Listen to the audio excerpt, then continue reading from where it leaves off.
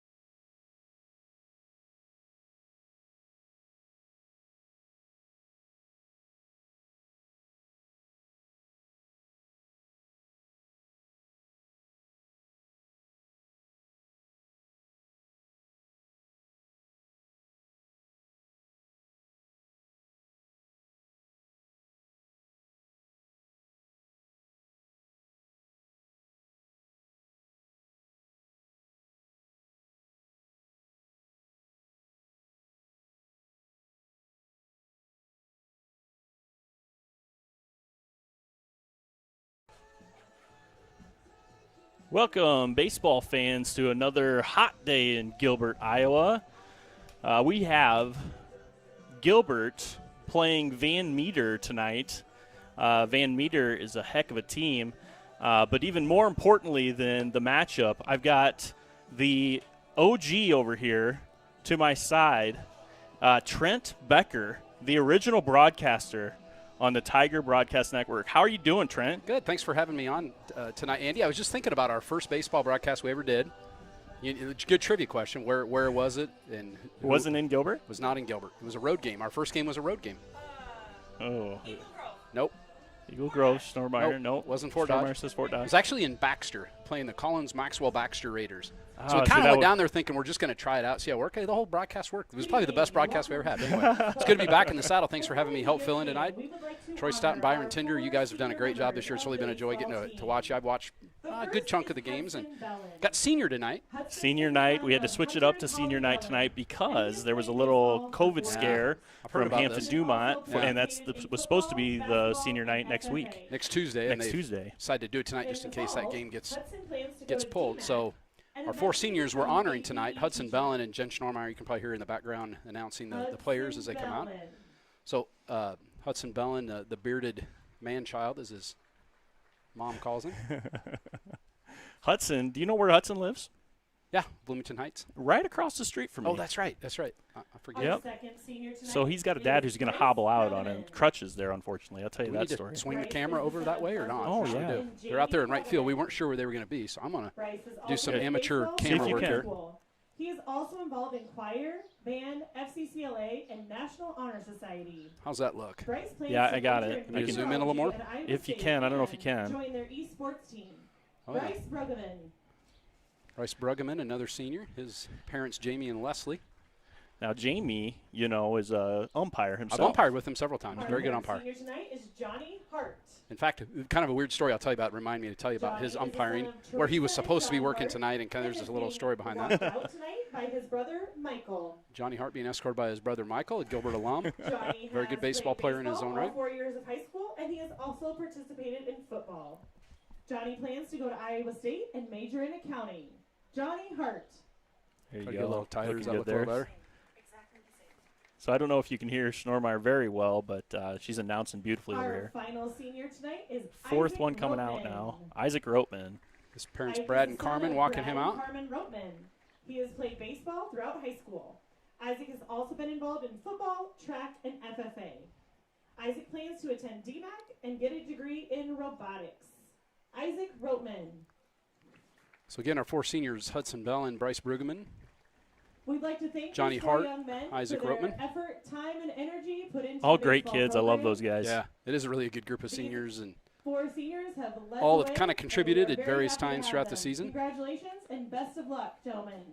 Isaac Rotman's probably played the least of those 4, but He's a you've DH known guy. him. Yeah. But he's the kind of guy you want to have on your team. Oh, You yeah. want to have guys like Isaac Rotman on your team, a great teammate and just a good kid, and makes everybody around him better. Yeah, he's a great guy to have. So the Tigers, tall order tonight, they take on the Van Meter Bulldogs, who sit right atop the Class 2A rankings, number 1. Gilbert is ranked number 5 at the beginning of the week. 3A. They're ranked number 5 in 3A. So probably not going to be many games on the docket tonight in Iowa high school baseball. They're going to feature a number 1 versus a number 5. Yeah, I'm We get sure the that we're privilege going to of having have. that here tonight. I'm going to try to get the camera swung We're around probably here. going to have a few scouts here, I would imagine. I know Buena Vista is here. And who knows? Maybe some people will even watch our broadcast. Some of those coaches and Yeah. other schools watch our broadcast here. I don't know. Maybe Marquee Network will be scouting us in case Len Casper becomes ill. I could fill in at the mic. How am I on the The picture? Yeah. Go to your left a little bit. Put that first base on the right corner, so we can see the. I like seeing the catcher and the batter fully I there. think I'm as wide out as I can get. Yeah. I think it's pretty close there. There you go. How's that? That's pretty good. Umpires are getting ready to do the pregame meeting with the coaches here. Now, I've told Andy earlier today, I kind of have a advanced scouting. This is kind of a weird position for me. I actually umpired a game between the Van Meter Bulldogs and the Woodward Granger Hawks earlier in June down at Woodward Granger, varsity doubleheader. Van Meter was been number 1 the whole season. They were number 1 that night, and actually they walked off and beat Woodward Granger. They were the home team in the first game because that was the game that was supposed to have been at Van Meter that they moved there to do doubleheaders. Gilbert's done that several times this year. Yeah. So they were the home team, ended up walking off in the bottom of the 7th to win 5-4 in a really, really good high school baseball game. And Van the second Meter versus who? Woodward Granger. Woodward Granger. Is currently ranked 5th now. They were, I think, ranked 8th at really? the time. They were a very good team as well. And then in the second game, Woodward Granger scored 2 in the bottom of the 7th to tie it. And then the Lightning, if you remember, there was a night, Lightning kind of came late, and we waited like an hour, and they ended up canceling. So Van Meter actually has a tie on their record, record, and it was that game that got suspended, and they decided not to make it up. So I think that's the only game I've done in out of how many hundreds of games I've umpired in my life that ended in a tie. Yeah, you just don't see that very often. Van Meter's a team that they hit the ball pretty well, they field the ball pretty well, they pitch the ball pretty well. They're a very, very solid team. They were the defending champs in 2A last year, and I know talking to Coach Eldred, he was out chalking the field today, and I brought him. I had 3 of these Gatorades, or 3 for $4. Brought Coach one. He looked like he's ready to die out here. The vultures were kind of, you know how they do that slow circle above the field, waiting for Jeremy to go down. There you go. And kind of looking for a lunch, huh? So the Jen's going to get the starting lineup. So I was going to actually do the same thing. Yeah, go ahead. Tigers are kind of doing their familiar. I think they've used this starting lineup a lot this year. Tucker Hansen's going to lead off and play left field. Nick Chasey is going to play shortstop and bat second. Easton Johnson gets the call tonight on the hill. Eli Eldred will play first base and bat cleanup. Owen Bloomhagen in center field bats fifth. The sixth hitter is Jake Shadarowitz, the catcher. Joe Drzymski will play second base and bat seventh. Batting eighth, the third baseman, Spencer Klatt, and Trey Hansen of the Hansen brothers. You remember those guys from the 80s, doo-wop? Doo-wop, I love it. So has nobody said that all year? Is that an original? The Hansen? You remember that group? Yeah, I don't know if we said that or not. That sounds like it's Troy Stout, something that he would say for sure. But they're not related. They spell their last name differently. But Trey Hansen will bat ninth and play right field. We've seen him at catcher a lot this year and in the outfield.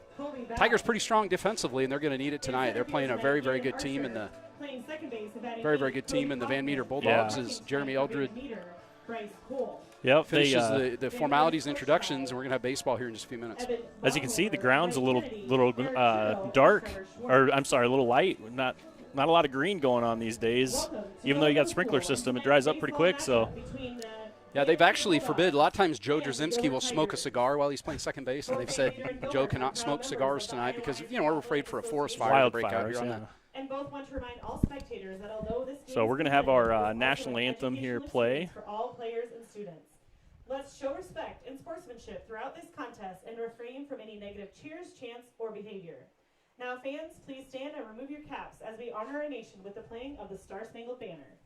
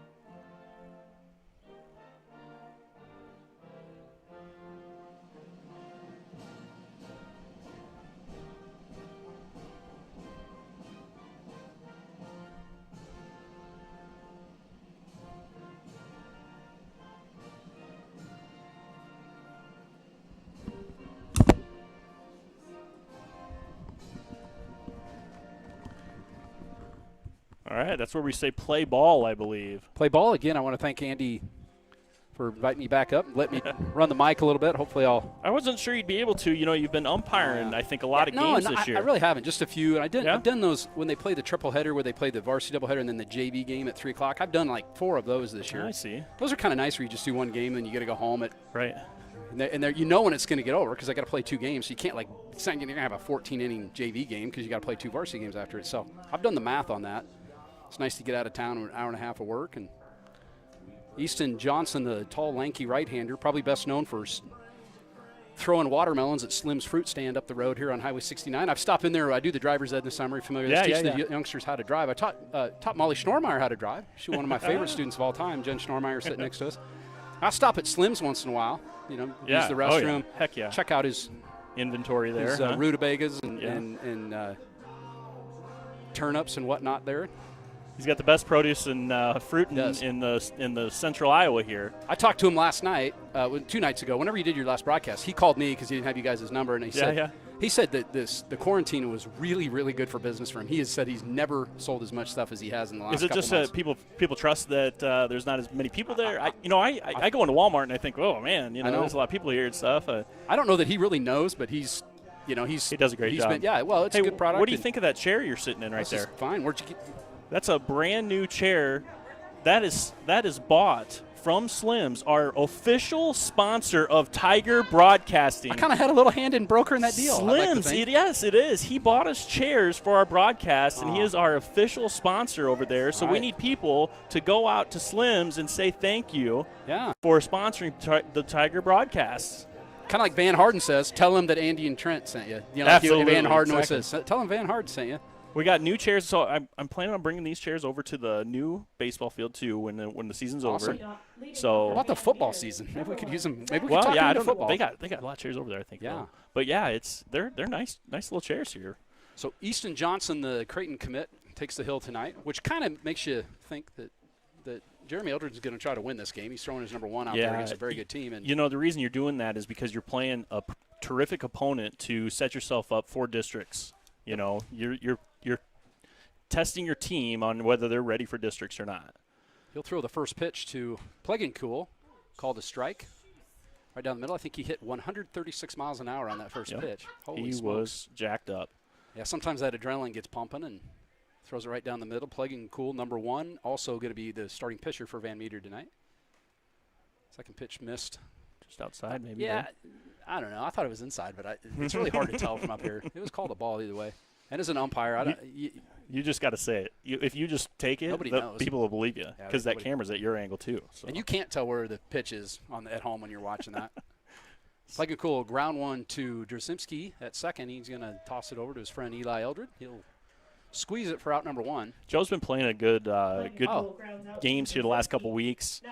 Really swinging the bat well. That's what brought him in there because they were kind of rotating through some guys at second base, and he started swinging the bat so well that they had to keep him in there. Yeah, he's a guy. When Chasey was hurt, Popish has been wounded with some arm injuries. That Drzycki was kind of the benefit of that. Got to play a little more, and I think he's handled it really well. And he's got the best mullet in the conference, I think, at least. Fantastic head of hair. A pitch called a strike. Shadarowitz. I finally got stats up here, so you tell me who's up, and I'm going to give you some stats. Yeah, this is Jack Pettit, the left fielder, number 11 for Van Meter. So Pettit's a sophomore. Now, I don't remember a lot of specifics like who did what in that game, but I can tell you that they're throwing their number one or number two because I know he pitched the second game against Woodward Granger, the kid who's throwing against Gilbert tonight, and the kid who pitched game one is playing shortstop, and somebody did tell me that was their number one and number two, and they're both very, very good pitchers. Their number one is a right-hander, or the other number one is a right-hander. The kid who's pitching tonight is a left-handed pitcher or left-handed hitter. Yeah. So Pettit is 357 on the year, 526 on base percentage. I like looking at that on base percentage. Yeah. That tells you a little bit more about a guy, I think, than anything. And then that old slugging percentage, 500 on that one. So pretty good batter. That's why he's second in the order, right? Yep. 1-2 pitch now from Johnson. Takes a little something off it. It's going to be squib foul down the third baseline into the. Probably got to have one of the kids that's not playing tonight with a fire extinguisher. Should have ground ball, scorch off this ground. I think we could have a grass fire. Absolutely. And then I know that there's some water issues in Gilbert, so you can't drink the water. The water's never fantastic in Gilbert. It's really you can't drink it now. And the water tower is down, so they're not supposed to irrigate the field. Yep. That's one of the reasons there haven't been water in the field. 1-2 pitch again. It's going to be hit high and foul. Well, it looks like it's going to get out of play. It kind of goes out of our sight, so we don't know. And out of play.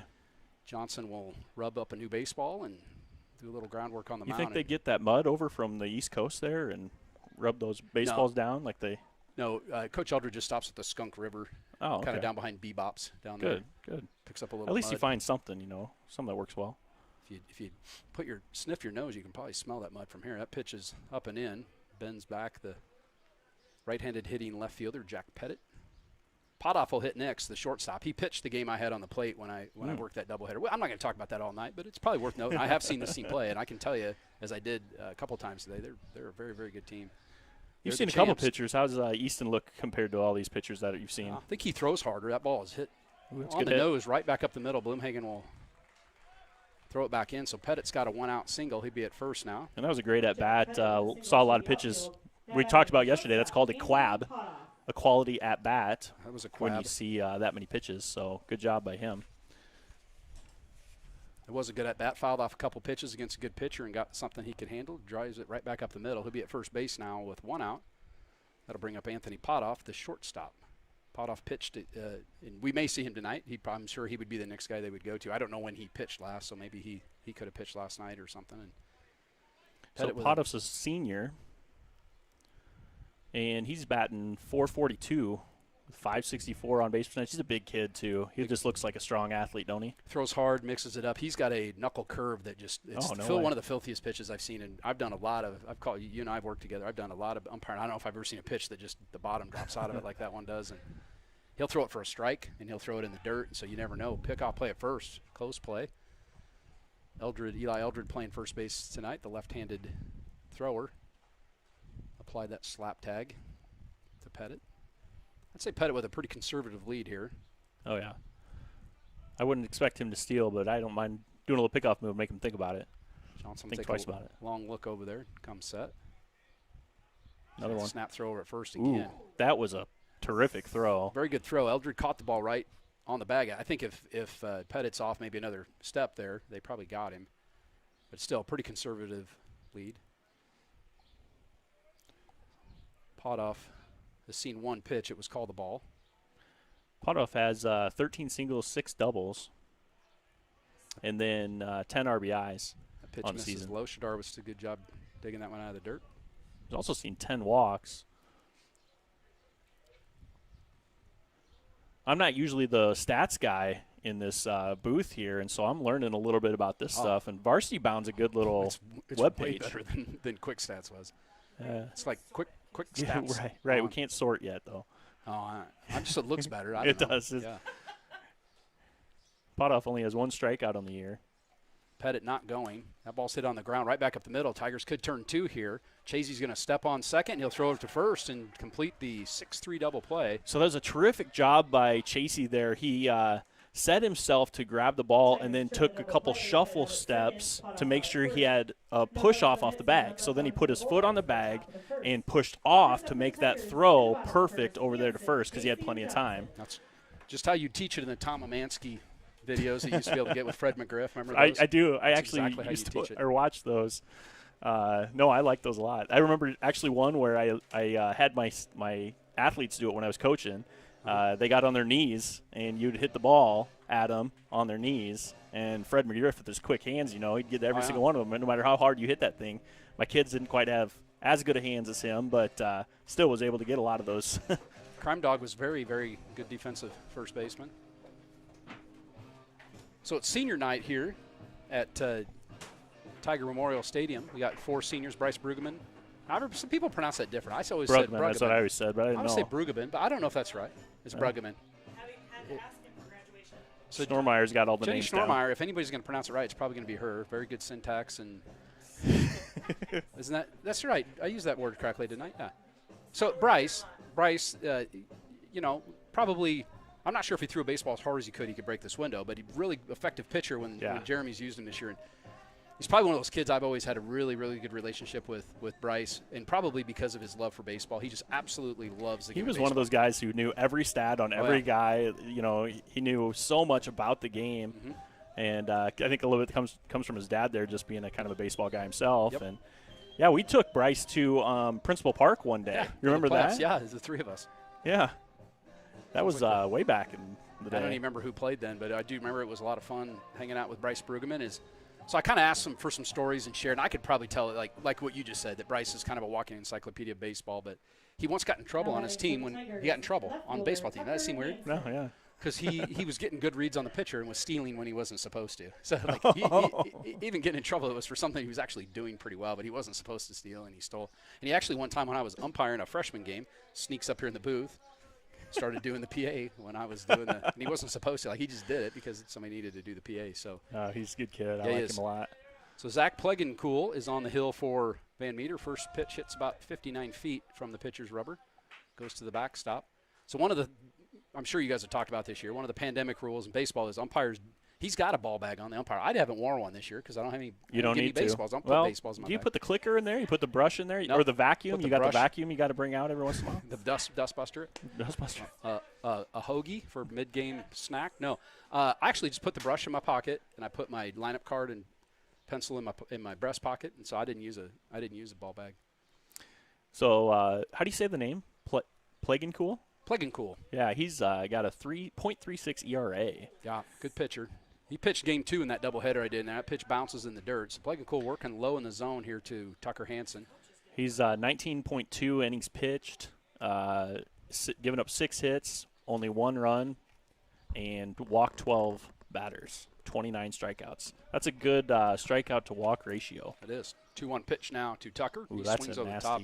Kind of a filthy pitch. They ended up going to the backstop. Tucker swung and missed. Got a piece of it, though, and that's what keeps you alive here.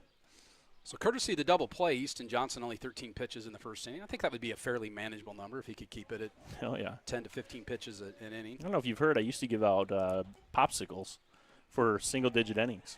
Plegame cool takes a little something off that pitch and gets Hansen to swing over the top for the first out. Hansen Hansen with out the on strikeout. strikes, which brings to the plate number 18. So Easton's going to need to do a little bit better to get that popsicle. I heard those guys talking down there about popsicles before the game. A hot day like this, it wouldn't last long. You'd want to eat that thing really quick. I saw Nick's brother Nathan down the right field line with his parents before the game. Curveball floats in there and called a strike. So Chasey used to be, or I think still is, the leader in doubles. He's got 11. 7 singles, 11 doubles. That's a pretty good hitter. 3 triples also. Both Chasey boys throw right, bat left. Nathan Chasey, a very, very good baseball player for the Tigers. Played for all 4 years of his high school. He may have even played a little bit as an 8th grader. I don't remember that far back. Yeah, Chasey's dad, their father, a baseball guy, played a lot of baseball. That pitch down in the dirt. So he wants a new baseball. That one, it's really dry, and I don't know how that's going to affect baseballs. It's not muddy, but it's just. And I know Jeremy did put some water on tried to water the dirt down today, and I said, dude, that's going to be evaporated before you're done chalking the lines. Chasey does have 18 RBIs and tied for the lead with Eldred when they're RBIs. 2-1 pitch, kind of hit off the end of the bat. Plegame cool kind of fumbles it, picks it up, and throws Chasey out at first for the second out. Another good breaking ball from Plegame Cool. Chasey grounds out to Really got Plegame Chasey Cool kind of for out the on his second out. toes and really didn't get good wood on that. Kind of hit it off the end of the bat. Probably a lot of English on it. That's why Plegame Cool kind of missed the first time he stabbed at it. That'll bring up Easton Johnson with nobody on and 2 out here. Tigers and the Van Meter Bulldogs. Third baseman has moved back 6 feet because he doesn't want to die tonight, courtesy of a rocket that would come off Easton Johnson's. A lot of pitches in the dirt here. The catcher. Easton Johnson or Plegame Cool? Jack Kearns. I appreciate Jack Kearns listening in. He says, sounding good, gents. Well, thanks, Jack. Good to hear you guys. I can't Good to even hear see you, from Jack, but I bet you're looking good. I don't see yeah. him right now, but I can picture him in my head. Did he go to Iowa, right? He's a Hawkeye. Yeah. We love him anyway. That's okay. Plegame Good breaking Cool's- ball there. Yeah, it was. Dropped it right in there. It counts 1-1 now. 2 outs here in the first. No score. Van Meter went 1-2-3 in the top. Tigers have been retired for their first 2 at-bats.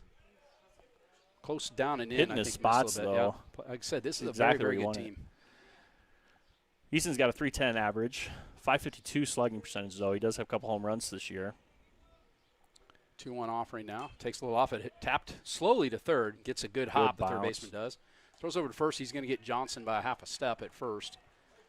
So kind of a slow roller, but the last hop bounced up in the air. Those Sunday school hops, as they call them, where they come right up into the chest region where he throws Easton Johnson out at first. And 4 terrific out. throw there, too. Yep. Bringing into the first. No runs, no hits. One of the things I do recall about that doubleheader was their third baseman kind of had one of those rough nights where he was just probably over there praying, don't hit any more baseballs to me. Yeah, He just had I've a had couple, that night. couple of bad throws, and he handled that one very, very well. So after 1 inning here. So Van Meter, home of a famous Major Yes. League Baseball player. Do you remember who that is? I actually talked about him on a broadcast one time because I went down to the Bob Feller Museum. The heater from Van Meter, he was from known Van Meter. as. Do you know, he had a couple other nicknames. What would you know No, what I was don't. on- That's the only one I knew of because my uncle used to talk about You him. know? Besides the heater from Van Meter, have you heard of that one, Mrs. Schormeyer? Have you heard of that nickname? Okay, you know we're talking about Bob Feller, right? One of the greatest pitchers in the history of Major League Baseball. Some people, Stellar Feller. it was actually Rapid Robert was one of his other nicknames. Rapid Robert Feller. Nolan. So I did a little reading on him today. One thing you might not know about him: the first game his mom ever came to see him play. Now he was playing in the Major League. He never played minor league baseball. Went right to the major. He was playing at like 17 years old. He was in the majors. Oh, wow. His mom, first time at the game, foul ball goes into the stands, racks his mom. No way. Knocks her down. Hurts her. Yeah. Oh, wow. I never knew that. Yeah. I didn't until today, until I was doing some research, things that you may not know about Bob Feller. Wow. Of course, Bob Feller also served the United States in World War II. He was a Navy seaman. So he worked on, I believe, a destroyer or some sort of. He saw combat. He did many combat, but he wasn't a pilot. I believe he served on a ship as maybe a. And I've heard that he was going to have better stats than a lot of other pitchers that are in the Hall of Fame there. But back then, guys like him and Ted Williams. Ted Williams was like he would be. Ted Williams probably, arguably one of the top 2 or 3 hitters in the history of baseball. Oh, yeah. Terrified of Bob Feller. He was the one pitcher that instilled fear. And Chris Booth, my good friend Chris Booth, listening in tonight, just sent me a text. Said he recognized the old Goldie throat. So OG night. You said OG. I assume that stands for old guy. No, it's the original. Oh, the OG, the original. I thought you just that stood for old guy, that you brought the old guy back, which that's fair. Whatever. Whatever you want, I guess. Hit on a rocket back up the middle. I didn't even flip my sheet over. That's Brett Berg, the first baseman. Brett Berg, a big strapping lad. My guess is Van Meter's good football team, so I'm going to guess he has an ineligible number, probably somewhere between 50 and 60 or 79. Big, strong boy. Yeah. So when I was on the bases in the second game, had a pretty good rapport going with Berg. Very funny kid, I'm sure he's kind of the comic relief on the team. Had his second baseman in stitches most night. He'll be at first base now. He looks like he might have a good little mullet there, too. Ooh. That pitch was about 7 feet in the air and bunted at by Jacob Blongren, the right fielder. So that's the kind of pitch, even if you're in a sacrifice situation, you really not a whole lot you can do with that pitch except for maybe pop it straight up in the air. And Blongren probably luckily missed it. Yeah. Not bunted it straight up in the air and could have had a potential double play. Johnson will come set. Don't believe Berg any threat of running. Bunt sign on now again. Foul back to the screen where Jake Shadarowitz will. So when Jake's a senior, I'm going to have a ton of good stories about Jake. He's my neighbor. Oh, yeah? I almost ran him over with my car about 17 times. When Jake was little, he used to like to ramp through the ditch. You know where he lives there, and he'd go ramp the ditch and never watch where he was going. And now he's our starting catcher. It's kind of weird. Could have changed the course of Gilbert baseball by running Jake over. Yeah, he's a good catcher too. Very good catcher. I did the scrimmage earlier this season. Worked behind the plate. Jeremy asked if I'd come call some balls and strikes, and really enjoyed him and Trey Hansen both working behind them both. The ball's fouled back up over the booth. The 0-2 pitch. That's one of those pitches probably too good to take, so he just kind of took a half-hearted swing at it, fouls it back over. Speaking of Shadarowicz, he been taking a lot of business classes from me. I could see him owning his own business someday. Yeah. Smart kid. And I could see him being like a baseball, kind of owning a baseball hitting place or pitching place, catching place. It's just a place where guys can go in and practice. And him and Chasey, yeah.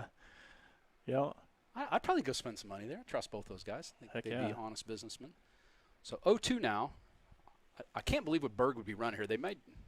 He hasn't even been taken off on the bunts. Got to think this pitch probably not going to be in the zone, and it isn't. It's up around his chin and swung on and missed for the first out of the inning on the strikeout.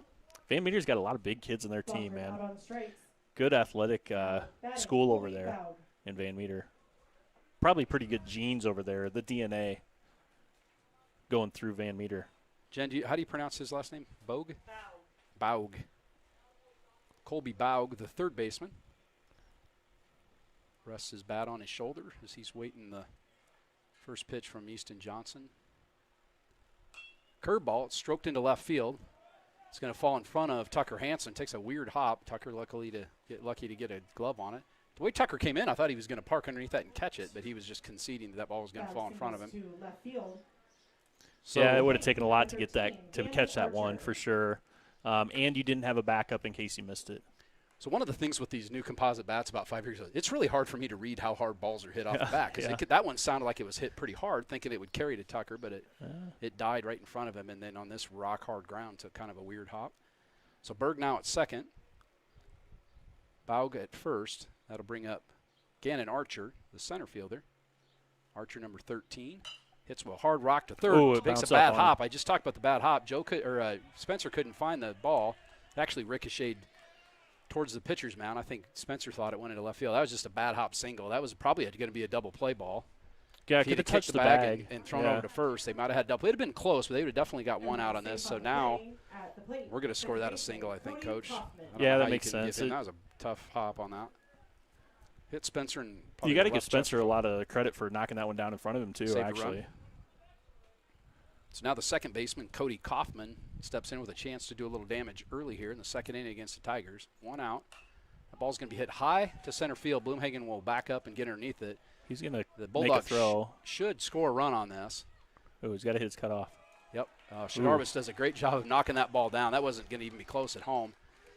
Got to hit the cut. You're right, Coach. Hit the cutoff man. Jake Shadorowicz probably saved at least a base there because they would have moved somebody up if that ball gets by him. So Van Meter marks up the scorebook first, 1-0. You're the reason you want to hit your cutoff there is because you got a guy on second, and if he takes off and maybe takes a few extra steps off that second base bag, you might be able to throw him out. Or if he tries to take third, then you can throw to third. So you got to hit your cutoff in those situations for sure. Van Meter's been hitting the first pitch on a lot here. I think that was the second out. He got a K on that high pitch, so there's 2 outs now. The scoreboard hasn't caught up there. Pitch misses down low. Shadorowicz squeezes it out of the dirt. So runners at first and second now with 2 outs here.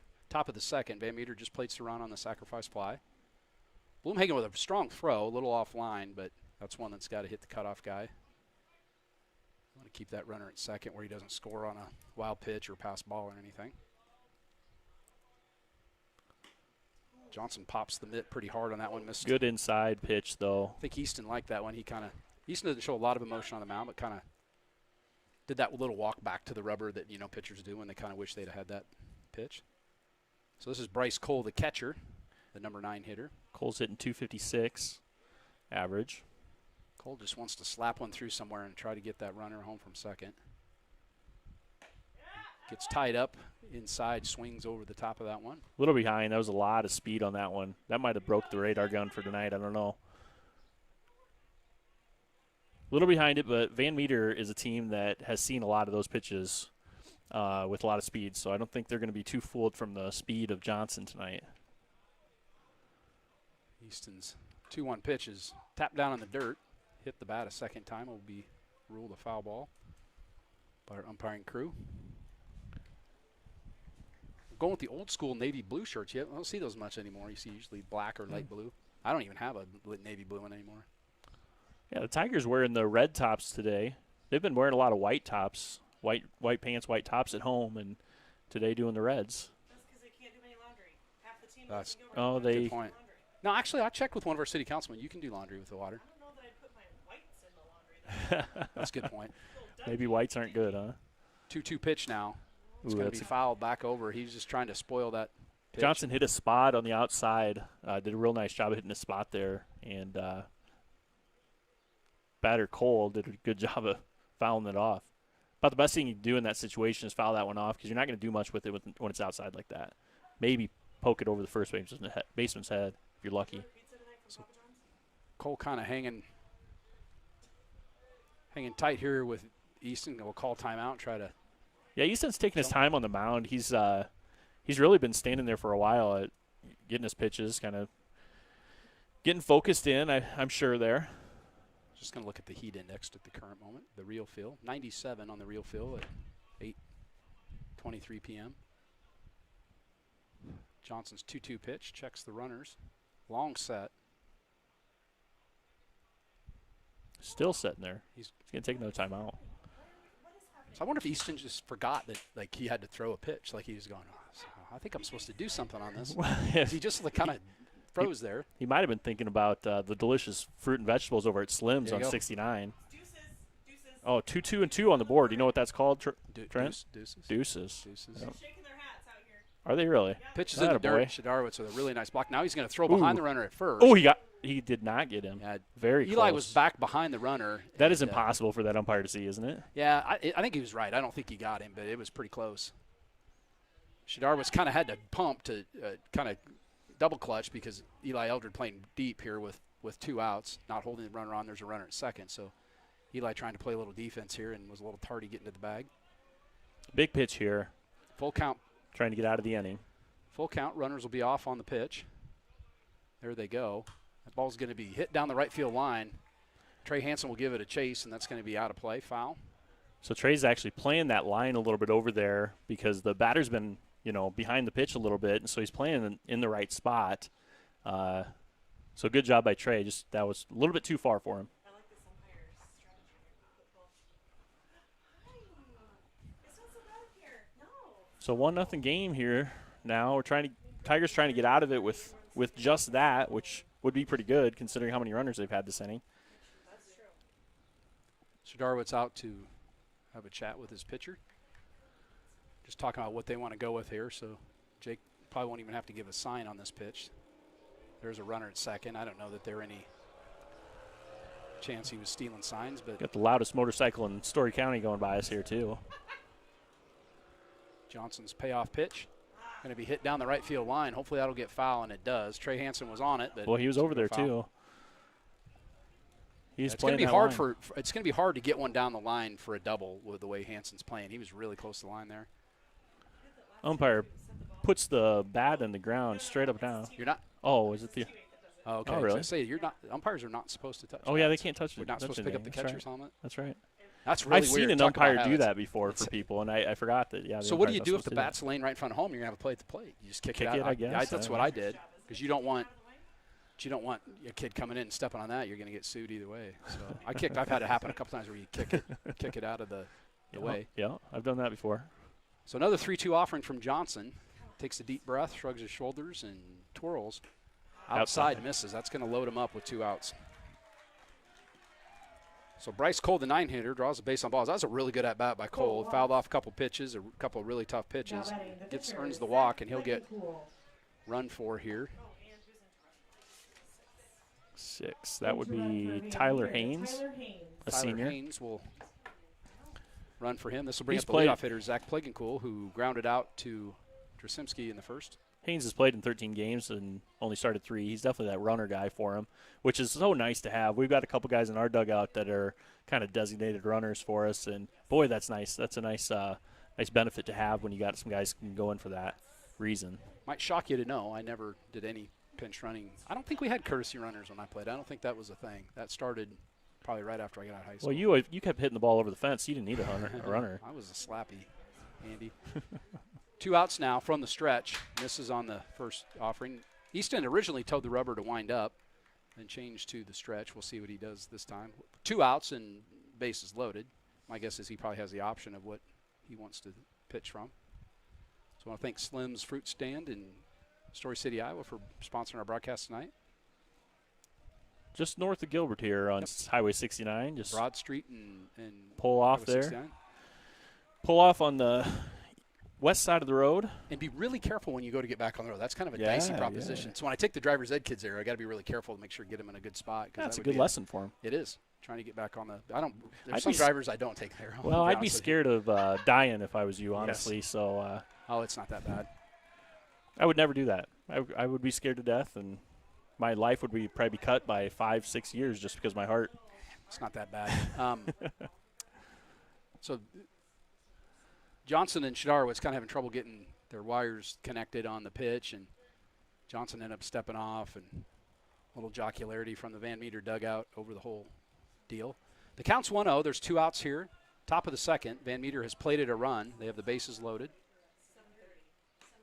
That's a good pitch. Going to be called a strike. Paints the outside corner, I think. I don't know. It's really hard for me to tell. I'm going to be honest with you. Plagencool has 17 hits on the season and 51 at-bats. That's what puts him at 333. It has a couple doubles, 1 triple, 11 RBIs. Very good outfielder, if I remember. He played center field in the first game and ran down several balls out there. Takes a half cut here. See if they're going to appeal. He didn't go. That's probably the right call. Pitch was down in the dirt. Plagencool laid off. Runs the count to 2-1 now. So after 13 pitches in the first inning, he's thrown 20 here in the second. Had to work a little harder on a muggy hot night here in Gilbert. Yeah, we brought out the old slip and slide on the Eckert household today. Kind of surprised I didn't get an invite on that one, Yeah. Andy. That pitch called a strike. Belt-high fastball. Paints the inside. Deuces again. here. That favors the home team if you didn't know there. Deuces does. Favors home team. So, see what happens. If you say so.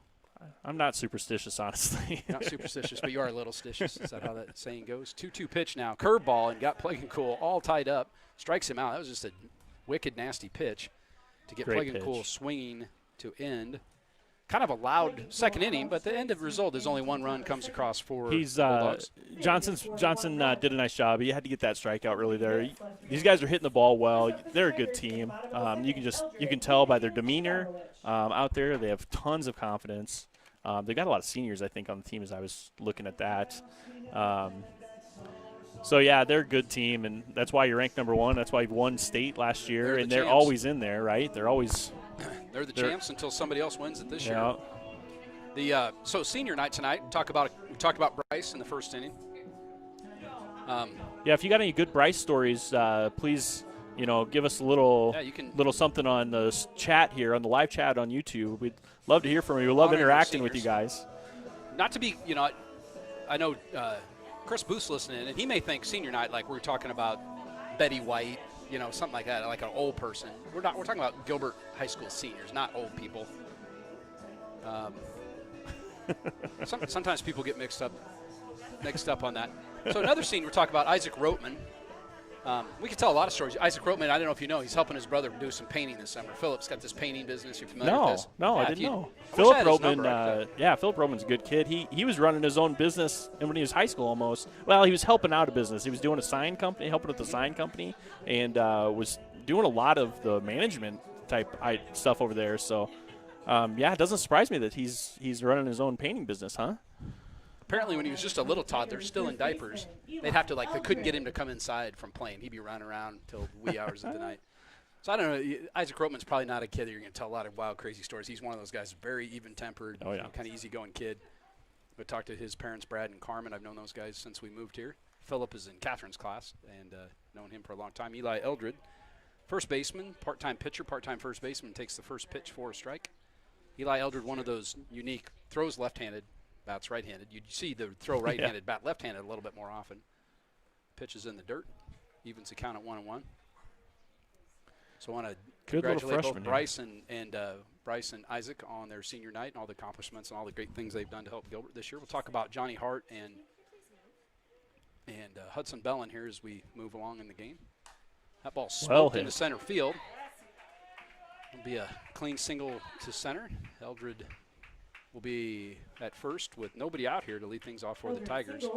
You talk about Roteman there, and I coached him in 9th grade when I was coaching 9th grade there, and he played third base and first base, and he was a big-time hitter for me. Put him in there in that cleanup spot. But everything he hit went down that third base line. Really? Couldn't help it. Every single one of them. But you know what? He could hit it hard because he just put his hips into it, put his body into it, and just pulled it over there every single time. So I had to kind of try to teach him to hit that thing up the middle a little bit more. And he's a good kid, coachable kid, and like you say, guy you want on your team. Yep. Makes everybody around him better. Just a pleasure to coach. So Bloomhagen squared around to bunt at that one and then pulled back when the pitch was out of the zone. Talk about a good kid. Bloomhagen up here. He's one of the best. There goes Eldred. Bloomhagen will hit a line drive right to the shortstop. That's going to double off Eldred. So worst case scenario for the Tigers. Bloomhagen hits it right on the nose, but hits it right to the shortstop, who had held his position. The second baseman was covering on that steal. A good kid like Bloomhagen's going to feel really bad about that. He loves everybody. He's a good kid. He's salt of the earth. You ever hear that? Oh, yeah. Salt of the earth type kid right there. And feel bad for him, but he's not a senior. I got a driver's ed story. I had Owen, and it has nothing to do with his driving, which might surprise you. So he was new here. They just moved here right in the summer, and he's taking a summer driver's ed class. And there was a young lady in the class. It doesn't really matter who it was, but we were kind of like we had an odd number of girls and boys. So a boy was going to have to partner with a girl. And so this girl didn't have a partner. I was like, hey, is there anybody in here that would be her partner? And Owen Bloomhagen comes up to me and says, sir, my name's Owen Bloomhagen, sticks his hand out, shakes my hand. I just moved here. I don't really know anybody. I'd be happy to be her partner. And I was so I didn't know the Bloomhagens at all. And I'm going, doesn't that make sense? That sounds like Owen Bloomhagen. Absolutely. So, and the reality was the girl he drove with was really good. So he picked a good partner to have. And Owen helped did a him great out, job. huh? Yeah. And now Christy, Owen's mother, works at the middle school with me and become one of my good friends. Good pitch there with a little breaking ball. So back to the action. We're talking about everything but baseball. It counts 1-2 now to Jake Shadarowitz, the Tiger catcher. Shadarowitz hitting .226 this year. Jake wearing the black sleeve on his right arm. Pitch catches the inside corner and gets Jake good looking. pitch. Yeah.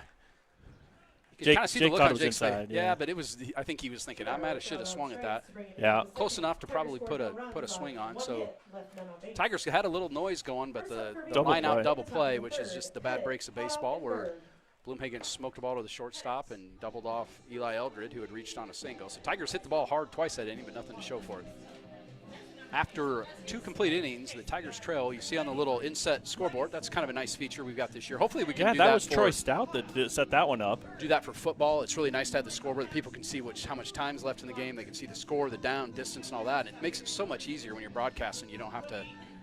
You know what? There's a little on my screen. There's a little watermark. I wonder if kind of covering that up a little bit. You can still see it, but I like the watermark too.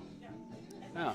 But Stout. I'm guessing you could move that watermark to the other know. corner or move the scoreboard. I think that's a good place for the scoreboard. Yeah, I agree. Right on top of the dugout. You know, we can see that dugout so clearly right in front of us. I think if you go to the software, you can probably move that, but I don't know how to do it. Yeah, I don't want to screw anything up, you know.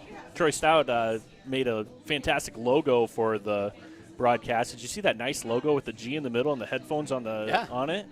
Oh, he made that too, he said. Troy Stout, it'd be nice to have him back here tomorrow. I think he's coming from Tahiti or something, or I don't know, Australia, New Zealand. I'm not quite sure, but he's coming back here today. He's in St. Kitts? Coming back here tomorrow, or he'll be back tomorrow in town. But I've been to St. Kitts. That's what I was asking. Oh, yeah? Actually, when I was a little kid. Wait, where's St. Kitts at? It's like British West Indies, somewhere down the Caribbean. Yeah. Caribbean or Caribbean? Yep. I don't know. Ask Syntax lady over here. She knows. Leading things off here for Van Meter in their half of the 3rd inning. Big Bender misses up high. This is going to be Jack Pettit, the left fielder, number 11. Sophomore only. Pettit singled in his first at-bat. Good hitter, 357 average, only a sophomore. Good guy to have top of the order there for years to come, too. Ball spins Pettit around. About hit him in the buttock region. He'll spin out of the way. The Van Meter wearing the snazzy blue tops and white pants, a good-looking uniform. Nike brand. Pettit already with the dirty pants. I like it. You can tell he's a baseball player. Strike on the knees there, looked like. Easton Johnson at 38 pitches now. We're into the 3rd inning. A little more work last inning than he had in the 1st inning.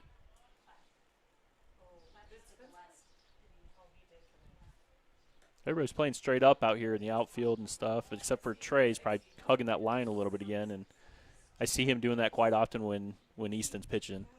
But straight up in center, so we got a pretty good gap there in right center. A little bit of a breeze blowing in from the south. Feels really good on these broadcasters in this booth. That ball is borked. It's going to be mishandled by Eldred, and that's going to allow Pettit to get to first base as Johnson a little tardy getting over. I'm not sure they would have had him if Johnson had gotten over there. Ball's kind of hit right at his toes. Yeah, I think he probably got to score that one in there. I'm sure Eli would probably even agree with us. He should have. That's a ball he probably should have had. Well, it looked like he gloved it, and then it just kind of fell out. I don't know. He squeezed the glove, too, so it was a little weird on that one. It's a pitch where if he's playing in about 2 steps, he probably catches that in the air pretty easy, but he was just playing back where it kind of got in between, you know, the short one hop and a liner at his ankles. So that'll put Pettit at first. I think we'll score that in air. Throw over to first base. Pettit back easily. Sorry, I had to take a drink there. I coughed, but I'm telling you, I don't have COVID, I promise. I do have allergies. I do too. Mine have been really bad this week. It really has been bad. So I was coming back from San Diego right when all this was kind of going down, and they were, canceling flights, so we came back 3 days early. I'm going through the airport coughing. I got everybody looking at me. Ball hit about 2 miles in the air. Bloomhagen will come in and then stop and squeeze that one. The wind may have blown that back in a little bit, not much. Bloomhagen easy work of the pop fly for the first out here. But you feel bad when you start coughing in these days, and people looking at you a little weird. Brett Berg, the strapping first baseman. He singled Senior, in his first at-bat, came around and scored the only Van Meter run. And good mullet on the kid, remember? Nice flowing mess of hair coming out of the back of his helmet. Throw over to first base. Eldred with the... Well, he's throwing strikes over there at first. Guys just getting back in time. Easton with a very, very good move to first. Eldred does a good job of putting that tag down and knows how to kind of catch the ball close to the runner so he doesn't have to much effort. Kind of nice to have a guy with a glove in his right hand there to put that tag on. You know, we were talking about him being a left-handed thrower, right-handed batter. It's kind of odd, but it's nice to have him there at first base with that glove on the right hand.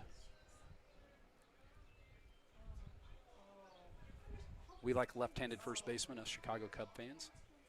I love Anthony Rizzo so much I named my dog after him. Did you really? Yeah. Oh, yeah. Johnson will twirl, throws a high fastball that moves Brett Berg back up off the plate. Yeah, Rizzo's our golden retriever. Named my dog Wrigley. You see a lot of Wrigleys. I didn't think that was big. And then 15 years ago, he just turned 15, 4th of July. I got a little girl in Sunday school named Wrigley. Her dad's a humongous Cubs fan. Yeah, that might be a little far for me. I don't know if I named my kid Wrigley. Berg will hit that one kind of off his hands. Boy, he's got a good swing, though, too, doesn't he? Big, strong kid. How he even got that thing airborne, I'm not sure. Evens the count at 1-1. Looks like a baseball player. A lot of these Van Meter guys just look like baseball players, you know? What does that mean? Big thighs, right? Just strong kids, big look forearms. Like a baseball squad. They're the champs. Forearms is what you look at, I think. Jack Kearns has pretty good forearms. Did. I was talking to somebody that I told them I was from Gilbert, and they said, "Oh, I played against Gilbert. I don't remember where he was from. I played back in the day, and they had this guy. I think he's the coach up there now, or he was. And man, he had the most. He was talking about Carl Thronis, about how massive Carl's forearms were. There's your home run hitter. He could just flatten baseball. So that's how he described me. He said, "Yeah." And I go, "Oh yeah, I know Carl really well. His daughter was his wife was my daughter and son's steal. That ball's going to get hit. This could be a double play. If Johnson gets over at first, Eldred catches the ball, throws it over to first, and they get him at first. That was a bang play at first, called out by the. I'm not sure he was out. I don't know. It was really close. Yeah, it could have went either way, really. But Eldred did a good job making sure make a good throw there. So after a good catch too, because the second baseman could have got that, but on the steal. So Eldred, smart baseball player, knew that he had to help out and go get that because of the steal. But being a left-handed thrower, kind of had to turn a little bit more. Yeah. But he took it, and they get the double play on the force play, going back into first on a really close play. No argument from the Van Meter coach. A little bit of probably more of a dang. That's twice now in this game where we've had pop-ups and double plays. So Melissa Eisminger, she must know Bryce to some. Says congrats to Bryce on senior night. Yeah, proud of you and loving the game. Yeah, who doesn't love Bryce Bruggeman? I challenge you right now. I love watching him play. Go walk through the streets of Gilbert. See if you can find one person that doesn't like Bryce Bruggeman. He's such a good kid. That sidearm, I love watching that sidearm too. You know, I think I said this before, but he came to the field with me one day when he was before, I don't know, 7th, 6th grade, somewhere in there. And we were just looking at his pitching motion and trying to give him a few pointers. And he was one of those kids that with that sidearm would spin way off to the side. And I said, no, Bryce, you got to get that front foot down in front, right down the middle, plant, and let your body go. And he did. And he's been throwing strikes. A lot of strikes, and he would have thrown strikes anyways. But I kind of like to think that I maybe helped him out a little bit. I don't know. So Melissa, can you post on there? How are you related to Bryce, or do you know him? I friends with his father Jamie and his mother Leslie. You know them both very well. Ran into Leslie and Jamie both before the game down here in the right field corner. Leslie looked fantastic. She's working at a funeral home now, so she's still dressed kind of for the business. And I didn't know that. She just recently has had a career change and is in the funeral business. And I would say, so if you need somebody in the funeral, but that'd probably take the broadcast down kind of a somber. We won't do Slim's that. Is a great place to go, though. Stick to Slim's and talk about rutabagas and plums, pears. Best produce you can get in Iowa over at Slim's there. Did you ever get any of the food that they gave out at the school where you could come and get lunches, that they made at the school during the pandemic? Did you? Oh, I didn't.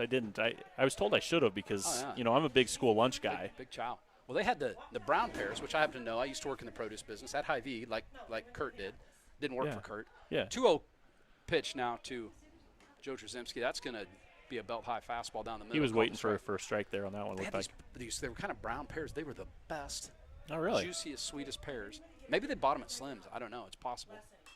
Trzymski kind of gets handcuffed there, but fouls it away. I like that he got around on that one and he did put the middle of the bat on it, and he didn't get jammed. Wasn't on the hands. Didn't go off the barrel, end of the barrel of the bat. So good swing there by Joe. He was already on.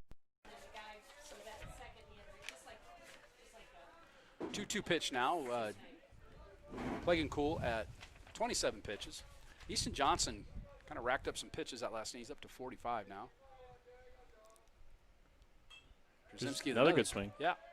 Jasimski, another junior on this starting Gilbert squad. A lot of underclassmen playing for the Tigers this year. It's going to be a big senior night next year for sure. Just one of those classes, and how that goes. Just goes up and down, and this junior class has a ton of them.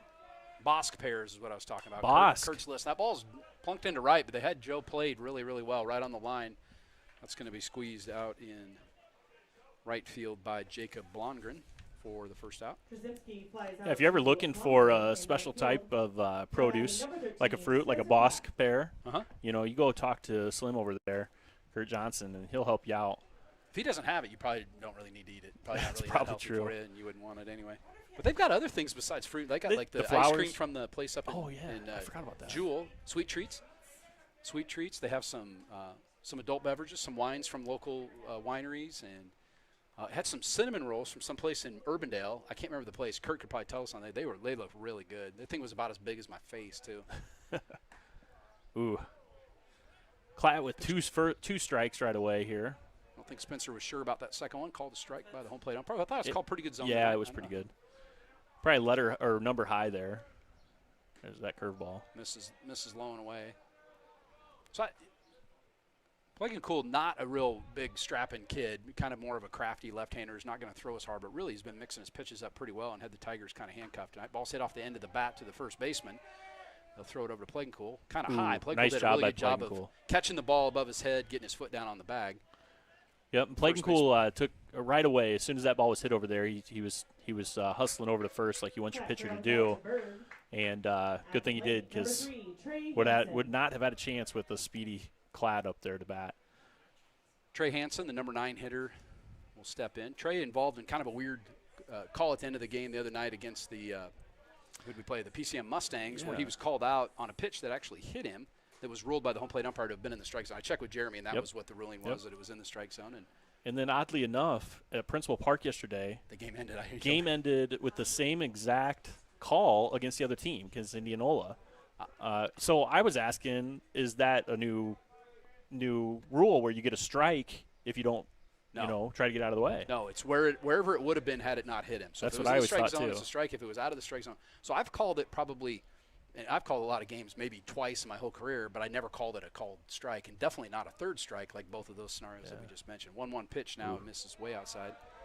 Curveball again, though. Nasty curveball. But I had it happen in a freshman game earlier this year where my partner called a strike on a Rolling Story kid, and then in the second game I was thinking he's like Rizzo with his knees kind of hanging over the plate. Well, you'd almost have to be stepping on the plate, I think, to get hit and have it be a strike. Ball poked into right field. It's going to be caught out there by. If it's on your legs, anyways. Blondgren for the third out, so Blondgren gets a little action in right field in the Tigers' half of the third. Still going to stay 1-0 on senior night. No runs, no hits. So Hudson Bellin, you're going to love this story. So I was asking his mom and dad, tell me something that'd be kind of fun to talk about out there. When Hudson was little, we're talking like in a crib kind of little, like less than a year old, was completely mesmerized by watching baseball games on TV. Oh yeah. And so they would put they would record the game while they were watching it, and then when they put him to bed, they would just rewind the tape, put it in his VCR while he's in bed, so he'd go to sleep. If they shut the game off, he'd cry and wouldn't sleep. And so we talk about Bryce Brueggemann loving baseball. He got a 9-month-old kid that won't go to sleep unless he's watching baseball. That's pretty impressive. And Hudson Bellin is a kid that when he was in middle school, I kind of had like a little small group that would do math one period or something. That's how I kind of got to know Hudson and his family. And his mom, Holly, works at the elementary school and has helped out with a couple of my kids that are going through there, and just a fantastic asset to the school there. And their dad, Hunter, in law enforcement, works for the state of Iowa. Yeah, not right now. He's hobbled up and sitting at home with his hamstring broken. Got a bad wheel. But he'll be good coming a couple weeks. It's only like 6 week injury, he said. Good. Which I was surprised. I thought it was going to be more than that. So we're thankful for Hudson Bellin and getting to know him as a kid, as we've said about a lot of kids tonight, how much we enjoy our relationship with them. And Hudson being one of those kids that just kind of had a special relationship with him and his years at the middle school, and even since then always goes out of his way to say hi and has treated Isaac. I kind of value a lot when kids, how good they are. Like Jared Gashai, there would have been one that was always really, really, really good. Jordan Knock, believe it or not, really good. That sounded kind of bad. I didn't mean to sound like that, but just Jordan Knock, for whatever reason, he and Isaac were peas and carrots, and Hudson Bellin, another kid that treated my son wonderfully. And Comes from a nice family. Hudson ended up taking my business apps class as a junior just to be in my classroom with me. You didn't really loved take the it. class. You just wanted to have Yeah, he really did. Loved having him, though. So we get things started here in the top of the fourth. The game is Him moving and along Dylan pretty good. Bappy. You remember Dylan Yeah, Bappy? oh, yeah. Yeah, going to his graduation party Saturday night. Got the invitation in the mail. Nice. If you send me a special invitation like that, I go every time. I don't ever miss those. Plus, you get a chance to be around his dad. I don't know if you know his dad. Jess Bappy is one of the funniest people. Oh, my goodness. Really, really funny guy. He's a fireman for the Ames Fire Department. First pitch misses from Johnson. Oof. Second pitch smoked Wow, down. good swing by Blomgren. Nerves of steel by Say Blomgren? Blomgren. Blomgren? Blomgren. Okay, Blomgren. Jacob Blomgren. He's a junior, hitting this- 370. Another big kid with Pretty his much just didn't do anything last week or last inning on the. Wasn't my best inning on the. on the scorebook. That happens. It's all right. Well, that's all right. It's easy to fix that one because there was a double play and there's only 3 batters. So this is Blomgren. He struck out his first time up. 1-1 pitch now from Johnson. Misses. Whoops. Did not miss that low. I looked a little low from here. Right on the Close knees. strike. You bet. Paints the bottom of the strike zone. Another good athlete here in Blomgren. He's going to swing and smoke another ball down. He's ahead of it. Got to throw him the off-speed pitch here. Jen Schnormeyer doing her best Tom Amansky educational videos. If you hit scorch a couple balls down the third, you're a little bit early. Spencer Klatt will chase that one down. So you can't have well, you could. The Tigers would have to send somebody from their dugout to go get that one. So Spencer just goes and get it. I do think it had probably slowed games down a little bit this year. Would you agree? The ball, with Yes. running it in, I've seen it as a fan and an umpire both, where it does slow. We had one going to the corner of Principal Park yesterday.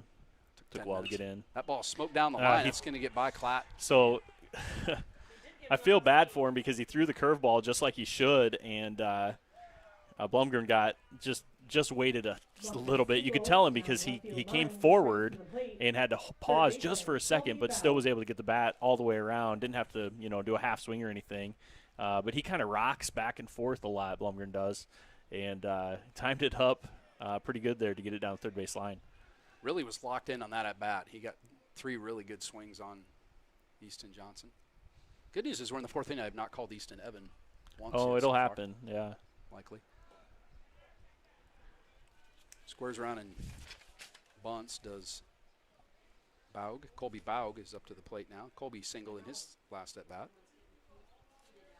Was on base as that inning ended. Whoops. Baug, a senior, as I said before. Schnormeyer hit the master volume button there or something.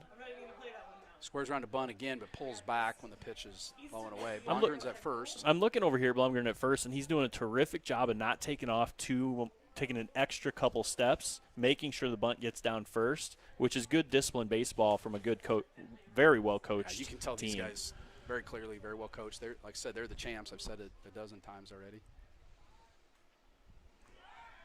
Nice easy pickoff move over there. Johnson kind of lollipop that one over there. That's Just not his best move. Nah, just to kind of make the runner think a little bit. You do that every once in a while. Mm-hmm. See, the next one, you come back, fireball over there, and the runner doesn't even know what's happening. A couple good pickoff moves from Chasey yesterday. He picked off 2 guys in his 1 2/3 innings or Good 1 to see 1/3 him inning. throwing again, getting over some Yeah. arm issues he's had this year. 2 2-0 pitch pickoffs. now, and Baug is already squared around. Now he's going to call time. So they may be trying to do that to move some Tigers defenders around, maybe go hit and run, pull back and hit and run, or just straight steal. We'll see what they do here. That's pretty early to square around in this situation. Nobody out here in the Van Meter half of the 4th inning. Baug will square around and bunt. He's going to bunt it down the first baseline. It's going to roll foul where Eli Eldred will squash it. Pretty good spot to put it down that first baseline, though. Kind of hard like that. Makes the pitcher not exactly know if he should pick it up, or first baseman know if he should pick it up. It's kind of in a zone there that's tough to decide on who should get that ball. Bulldogs have 1 run, trying to manufacture another one here in the 4th inning with a little small ball. Blomgren with a decent lead at first. Joe's playing way over, expecting a bunt. He will bunt. He's going to force us down the first baseline. That You one's got to gonna go pick that foul up again. because there's a lip there. And it is a big lip this year. It's really dry, and that grass is kind of overgrown there. And Eli Eldred pounces on it before it Very easily could have bounced back and went fair. On a warm, steamy night here on senior night, Gilbert is honoring their 4 seniors. We've talked about 3 of them. We'll get to Johnny Hart here as we come maybe between this next half inning. You think he'll bunt here still with 2 strikes? Yes, because he's so good at it. Jen Stormeyer says yes. I say no. I'm going to say yes. I'm a betting man. Did you know that, Jen? Yeah. He's not bunting. Swings away, hits the ball on the ground to Klatt. He's going to go to second to Drzymski. Drzymski will not throw to first. Shoot, he should have thrown that, really. He might not have had a good grip on Yep, the ball. It looked like he that's what maybe happens. kind of fumbled a little bit. They do get the lead runner there for the first out, a big first out in this inning. On the field, there's choice ground out from Bogue. Now, that ball did get to Klatt pretty quickly, and so he did have to take a second to throw over to Drzymski. So maybe that's what Drzymski was thinking, too, was couldn't quite get to the bag quick enough to turn a double play there. But that's all right. We got 1 out. Gannon Archer, the left fielder, will step in. I don't know how good Gannon is at baseball. That's a baseball name, though. I Gannon love that Archer. name. Archer? Delightful baseball name. Only a sophomore, pretty tall sophomore, lengthy kid. Johnson will fire over to first. No He's tag batting applied. 333 over the year here so far. He's also got 9 stolen bases to lead the team. Very long-legged, tall, slender bulldog. Not a big lead over here at first at all. Johnson will deliver a pitch, a high fastball. It's going to be hit right up the chimney. Looks like Joe Trzycimski's going to camp underneath it. He'll squeeze it for out number 2. I don't know about squeezing it. More like you would squeeze a hot muffin out of the oven. But he gets it either way. That's going to be the second out. But Joe's kind of laughing like maybe he didn't squeeze that the way he wanted to. So Archer flies out to the second baseman for the second out in the inning. Runner still at first. And this is Cody Kaufman, the second baseman. And Kaufman's batting in what spot is 8? Right Right. in the 8 spot. Yep.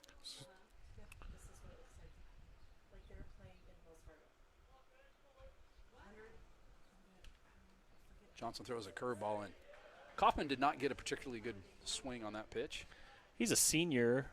This team is really balanced in as far as grades go, it seems like. We've been saying senior, junior, and sophomore all, which tells you they're just going to continue to be a good baseball team every year and in a year in and year out. They're kind of on a good run in multiple sports right now for athletics competition.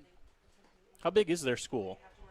I'm not sure. It's 2A, but like they're on their way up. They're trending up. They're getting a lot of the western, like the Waukee. It's almost like a suburb of Waukee now. So it's west of Des Moines and kind of like Gilbert, a very growing community. And It's pretty far south there, though, isn't it? South of Waukee, though. it's on the south of I-80, but it's Yeah. out west of there. Yeah, Takes another swing at a pitch down in the. good spot. Fastball on that one. Melissa does tell us Bryce's dad is there with his mom. His dad is high school umpire for 20 years, and we're glad he could attend. Yep. Bryce, let's see. Great kid. Is. Oh, Melissa's his dad's girlfriend. Oh, awesome. That's what. Not met her. Oh yeah, she brought up a good story. I forgot about. I was gonna talk about too when I talked about Bryce. So remember last year Carlisle? We played Carlisle. So Bryce, we decided to go ahead and. Oh, that was 2 years ago. I need my mic turned up, I guess. Okay, I think it was 2 years ago. We had Bryce, a sophomore, go to Carlisle against a good Carlisle team and pitch. Uh-huh. And guess who the umpire was on the Dad. field? Oh, his dad? His dad. Awesome. And he pitched a gem and got the win against a ranked Carlisle team Awesome. as a sophomore. I'm not surprised. He was on fire that day. He was having so much fun. Yeah. It's one thing you definitely say about him. He enjoys the game. And so hopefully if we play next Tuesday night, maybe he'll get a chance to pitch. Maybe you'll see. I'm supposed to umpire that game, provided there's some – Hampton Dumont's had some COVID-related issues. 1-2 pitch now with 2 outs here. Top of the 4th. Kaufman spoils a pretty good pitch, fouls it down in the dirt over towards the dugout. I'm going to turn us up just a little bit more here, too. So you guys let us know if you think we should go a little louder, quieter, whatever. We're here to please the audience. That's for darn sure. oh, now he says now he can hear us. Joel Franzen is our official sound. Franzi. His daughter is helping me out on the weekdays, watching the kids a little bit, letting me get some work done. Really appreciate I think that was Kylie. an excellent choice on nannies. Absolutely. I've had 2 nannies this summer. You can tell me what you think of my nanny situation. That pitch is in the dirt. Luckily, it hits the umpire outs, right though. square in the mask. 2 outs. They do have to throw it to first, and they'll get him out at first to end the inning. So that one got by Shadarowicz. Very lucky to umpire knocked it down Caught the for umpire him. right in the. So that is a K2-3 on the putout for the 3rd out. No I think it runs. hit the back of the plate and kind of took a weird pop. It got the umpire pretty high. I've done that. I've saved a few runs in my days. So my nannies this summer. Tell me what you think of these nannies. I got full-time, kind of my regular nanny is Natalie Lawrence. Yeah, pretty good call on that one. And then fill in this week, Natalie on a mission trip, Journey Lytle. Oh, I like Journey. Who's I'm related to, so it's kind of a family situation. Which I like Journey, yeah. I'm paying her 57 cents an hour. I pay family really well. That's minimum wage at the. Okay, I don't have a piano though. How about air piano? Would that be okay? So Hannah's at camp, so it's just her and Isaac this week at the house. I see. On a couple of days where I'm doing a little driver's education. Well, I appreciate you probably get a babysitter for tonight, I think, too, didn't you? I did. He went to spend out? time with his big brother Joseph, who works at a church. So actually Isaac just went to church. They did a couple things. My son Joseph works at the Lutheran church up in Ellsworth, Trinity Lutheran Church up there. Nice. So Johnny Hart. So I'll tell the story about Johnny Hart. Okay. Of all the so if there's any Harts listening, I think maybe John and Teresa are listening. You know how I feel about your kids, but this is funny. I think I may have actually told John the story, but there's a situation at lunch. I don't remember the whole situation, but I looked Johnny Hart in the eye. He's probably in 6th grade at the time. And I said, Johnny Hart, you're not lying to Mr. Becker, are you? And he kind of had that look like, like the cat who just ate the mouse. And I said, Johnny, you know if you tell me a lie that God will kill a cat. That's how God works. He'll kill a cat. And I was kind of having fun with that table. They're all laughing.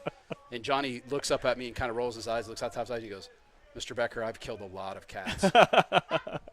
So I'd say that is the funniest story of any kid I've ever had at Gilbert Middle School. I love Johnny Hart. Hart kids are all fun, engaging kids. Oh, yeah. They've been business kids for me in high school. They've taken all those business classes. So I really appreciate them, too. And me and Mike stay in touch a little bit, and they've actually come and helped me paint my deck. I had Johnny and Michael come and help paint my deck last summer. That would have been worth. Probably should charge admission to that. I gave them probably too much money, honestly, but I appreciated it a lot. So the Tigers have went 9 up and 9 down. They did have a double play in the middle there, so they did have a single by Eli Eldred. He was retired, but it's been 9 straight retired here by Pregame. The Tigers need to get something going here. So after 2 balls, I think he called that one a strike. It's 2-1. The scoreboard says 3. I'm pretty sure it's 2-1. Tucker takes a massive rip at a low fastball and misses it. I think it's 2-2 now, though, not 3-1. Tucker's one of those guys you love having at the top of the order. Tons of singles, 26 singles on the season. And once he gets on, that's usually a double by the time he's done. Very fast on the base paths. The scoreboard says 3-0, but I'm pretty sure it's 2-2 now.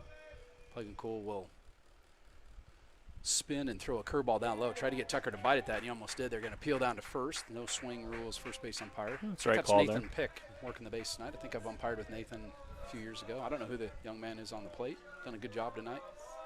This is a big game. Like I said, you're probably not a lot of top 5 ranked teams playing each other tonight. Now they're 2 different classes, 2A and 3A.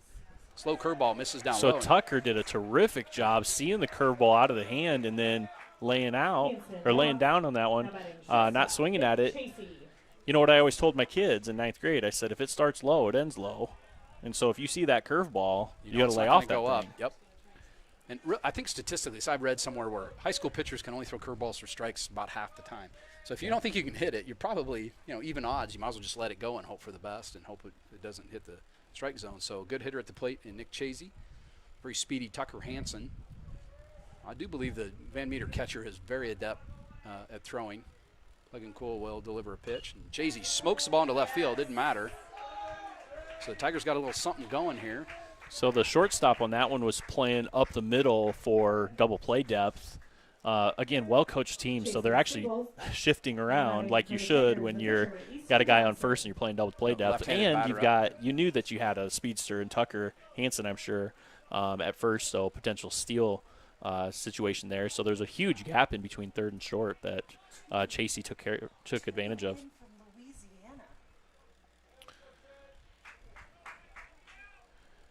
Dynas Dodd, very cool you guys do this. Thank you, tuning in from Louisiana. We are worldwide, Wow. not just nationwide. We are worldwide, Trent Becker. Easton Johnson takes a breaking ball in there for a strike. Now, this would normally be a bunt situation, but not with your number 3 hitter and your power hitter up to the plate. I don't think the Tigers will be bunting here. You know, it'd be really Try to play cool for a big inning. if Dynas Dodd came up and shopped at Slim's a little bit. Yeah. If you're up Good in the neighborhood, swing. we can. We'd love to meet you there. We'd maybe all go. Yep. Have a little ice cream and some fruit and vegetables. I can't wait till the Missouri peaches get in. Usually when I go in, Slim will just grab a Missouri peach, chuck it at me. You'll So eat if it I'm not right paying there. attention, you Yeah. get by. Oh, but yeah. He'll grab a ripe one, and I munch on it while I'm talking to him. Missouri peach is one of my favorite treats. 0-2 now to Easton's taking a couple good swings here.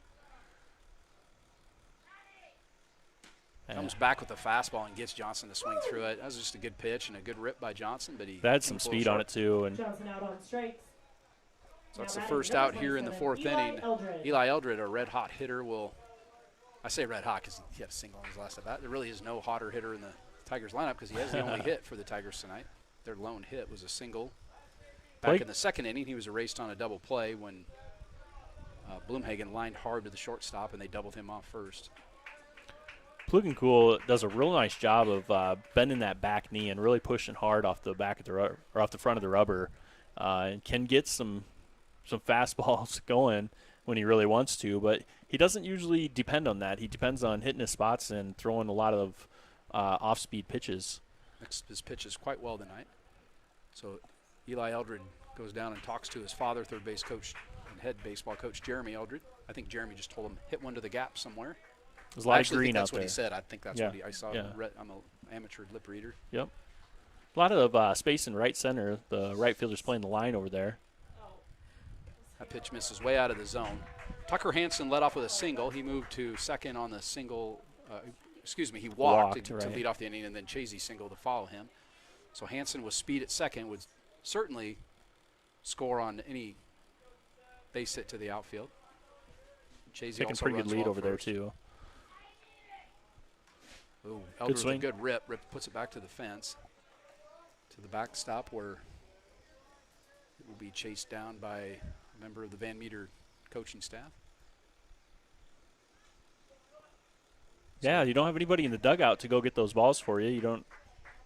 It's It's been a weird year. I think we can all agree on that. It's been a very strange year in baseball. I'm glad they're playing it, though. Boy, the first day I came out here and got to broadcast is easily the Happy best day, day of my yeah. summer. It just brought me back to normalcy a little bit here. Eldred gets jammed, fists one up into the batting cage area to our right. Yeah, I'm with you. The parades we did, that would be pretty kind of one of the high points. I really enjoyed those. Yep. Both the ones where we stood over here on the street and the ones where we drove our cars through the neighborhoods. That was Yep. a good part of the pandemic. But Teacher parade, yep. the teacher parade was awesome. Kind of had a Teacher and staff lump parade. in my throat the whole time. It was good to see some of my kids. Yeah. I realized how much I'd missed them until we did that. So 1-2 now. One out here. Curveball is going to be hit Ooh, over the good third job. baseman's head. That's down. Tucker Hansen will score easily. Ball misplayed He in left bobbles field. it. Yep. Nick Chasey thought about going to third. It was a really good decision to not to. I think they would have got him at third, but Yeah, that ball is actually pretty close to third base because it kind of died as soon as it hit that outfield, which in our outfield it does that.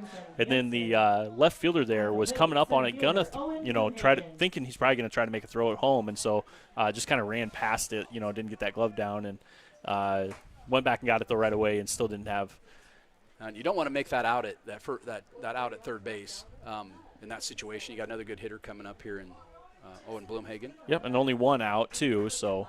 Don't want to run out of a big inning here. The Tigers have tied the score at 1 on the single by Eli Eldred. He's got both of the Tiger hits tonight. Picked up his friend Tucker Hansen, who was at second base. Yeah, and he was out. Eldred was actually out in front of that one pretty well. It was a breaking ball and hit it off the end of his bat, but just enough to get over to third baseman. That ball's in the dirt. It's Oof. going to go to the backstop. That'll advance the Tigers 90 feet. And Chasey with a Chasey. big turnaround. Holy moly. He was about I a third think- of the way down. I think he saw the pitcher wasn't really hustling over to the plate, so he was thinking maybe I'd go ahead and score on this, but pitcher ended up getting there pretty close. Chasey boys run the bases extraordinarily well. I remember like in a middle school game time watching his brother Nathan, we were just like, oh my gosh, another Tom Amansky clinic on how to run the bases. So now the Tigers with runners at second and third. A single would plate 2, and good pitch fouled off by Bloomhagen. Bloomhagen got a little out in front on that one. He was on his front leg a little bit too much, not straightening that and getting balance there. So I want to see him get a little bit more balanced here in this swing and drive his hips through the ball to get that base hit. So I think Owen's mom, Christy, is she from Van Meter or Earlham? One of those two. I always get them mixed up. She's from down in that neck of the woods. So his parents are both Iowans. Then they moved to Tennessee for a while and then back here because I've got some mutual friends that they knew before they left. That They actually lived. And he played a lot of baseball but down they're there in Tennessee. they're from Iowa, then they moved to Tennessee. Yeah. So they're not like they're transplanted from Tennessee. They're Iowans who have come back to Iowa. That's what I was trying to say. It didn't come out that way.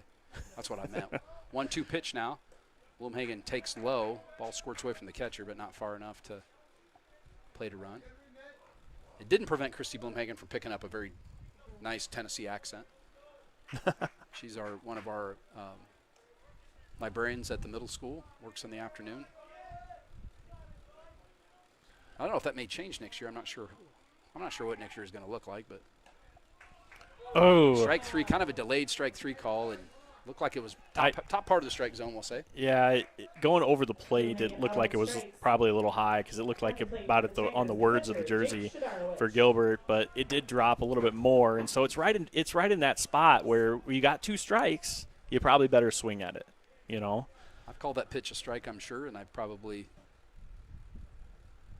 taken one as a player where it's kind of in that high part of the strike zone. So Jake Shadarwitz now got to try to finish this inning for the Tigers, and he smokes them back up the middle, and that's going to do it. So we'll see if they're going to score a second one. And he bobbles it. Shortstop, or the center field to bobble it. Now he throws home wildly over the cutoff man. So the Tigers, a big 2-out hit by Jake Shadarwitz, plates 2 runs. Tigers take the lead. Shadarwitz looked beautiful on that swing there too. I was kind of watching his hips a little bit too, and just perfect timing on that pitch. And he's got this cool little swing. He kind of drops his back shoulder a little bit more than a lot of guys do, and he can really power that ball through. And that one lined to center field on the ground there. So big 2-out single by Shadarwitz gives the Tigers a 3-1 lead here in the bottom of the 4th. Joe Trasimski will come to the plate. Joe flew out to the right fielder in his first at-bat, playing second base tonight. So we've talked about Nathan Chasey a couple times, and he chimes in and says, "Sounding great. Tuning in on my way back from Indiana." Well, that's awkward because I think I said I saw him before, but I think I was thinking the other night. It wasn't tonight. Yeah. I saw him the other night, too. He waved at me. I didn't get a chance to stop and talk to him. But I hear he's doing great. I talked to his dad, and, it's always good to think about Nathan Chasey.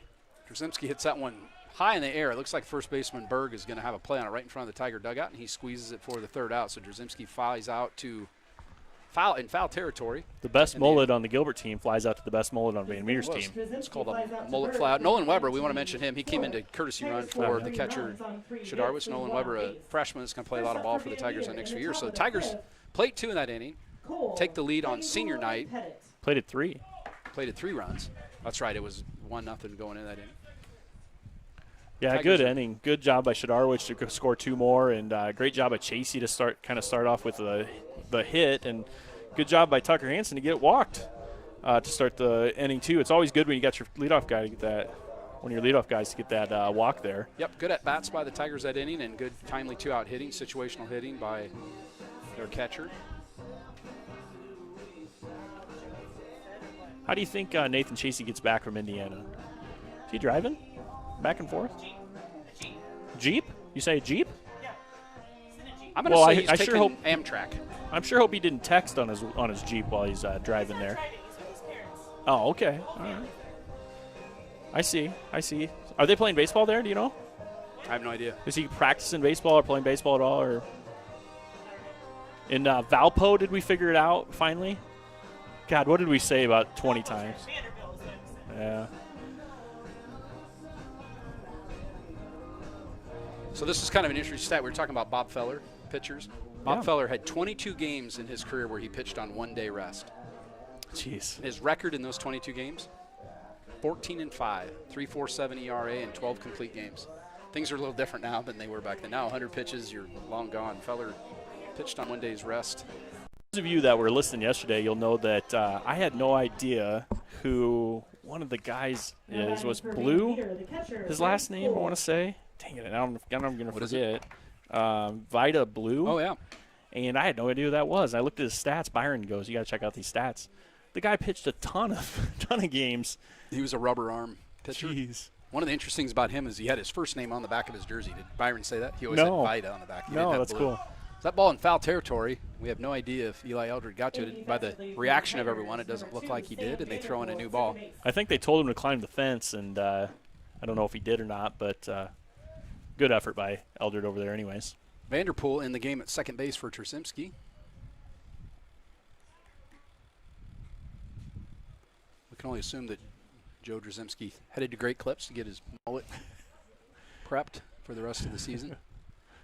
Not cut, that's for sure. 63 pitches now for Johnson. That's a curveball that's hit line to Chasey. I wasn't sure how hard that was hit. I'm really having a hard time picking how hard the ball was hit up off the bat tonight. I thought that one was smoked into center, but it kind of hung up. Chasey squeezes it kind of behind the second base bag for the second out. I continue to be impressed with how First Van out. Meter adjusts themselves on those breaking balls, though. They can hit that breaking ball no problem. It's one of those situations where a lot of times you can start that breaking ball out of the zone and bring it into the zone on the break. Boy, against Van Meter, you almost have to start that ball in the zone and then break out because they are hitting the ball hard off that breaking ball. Playing cool now, the pitcher will step in. His first at bat, he grounded out, struck out his second time. Takes first pitch for a strike here with one out in the top of the fifth. This game humming along pretty good, 9-15. That one down in the zone and gets Playing Cool to chase. So good spot. He wanted to get that low. Probably not quite that low he wanted to go, but nonetheless, good spot and makes him swing at it. might see if he throws another one down there to get Playing Cool to chase here, 0-2. Decides to waste one up high. Sometimes you set him up with a high fastball just to give him that curveball that starts high and drops in. But like I said, these guys hit that curveball pretty well. I don't know if you want to do that. Got a pitcher warming up in the bullpen for the Bulldogs. Can't tell who that is from here. And That's exactly what he did, though, and fouled it off. Playing Cool spoiled a pretty good pitch. Looks like Brett Berg, the first baseman, is warming up. I don't know if we'll see him pitch here. Thanks for this Gatorade, by the way. It's really coming in handy in this hot weather out here today. Curveball down and Good low. pitch. Eldred will pick it up, take the to the bag himself for the second out. Johnson with a very tidy fifth inning here so far. Playing Cool grounds out to. So I usually bring Eldred. myself Arnold Palmer, and Eldred. somehow I forgot. You know, I was couldn't believe thinking it. I was going to bring you one today, and I kind of forgot about it. I but couldn't believe it. I'm kind of a big Gatorade Zero fan. I drink a lot of the Gatorade Zero. Probably marginally addicted to it at some point, at some level. That's how I get my fluids in. I brought a thermos of that the other night because we had a doubleheader. Uh-huh. I filled up my, gallon thermos Drank the whole thing. and put a bunch of ice in there. And, man, that stayed cool all night for a doubleheader. Oh, it was good stuff. How do you like your chair, by the way? Delightful. I've really never. I sit around in a car all day, so this is really nice. No, it's nice, really nice. Appreciate Slim, Kurt Johnson up there at Slim's in Story City. Exclusive sponsor. Exclusive sponsor. Exclusive. We have an actual sponsor. I'm so excited about it, guys. You have no idea my excitement here. We appreciate Kurt. We're kind of having fun with that, but we do appreciate his support, and it's been fun watching his boys play baseball here the last few years. Very dear to me. Pitch called a strike. It kind of bent, pet it back, but A little inside, a little high, but again, at that same spot that we got who was it took that strike high? Was it Shadarwich or something at one point? Or Bloomhagen? Bloomhagen, I think, and so Klatt both did. Kind of in that same spot. That pitch inside almost hit, pet it. Good idea on an inside pitch after the last one was inside for a strike. Throw another one inside and make him have to muscle one. We'll see if he maybe goes down and away here after setting up two pitches inside. 3-1 pitch now.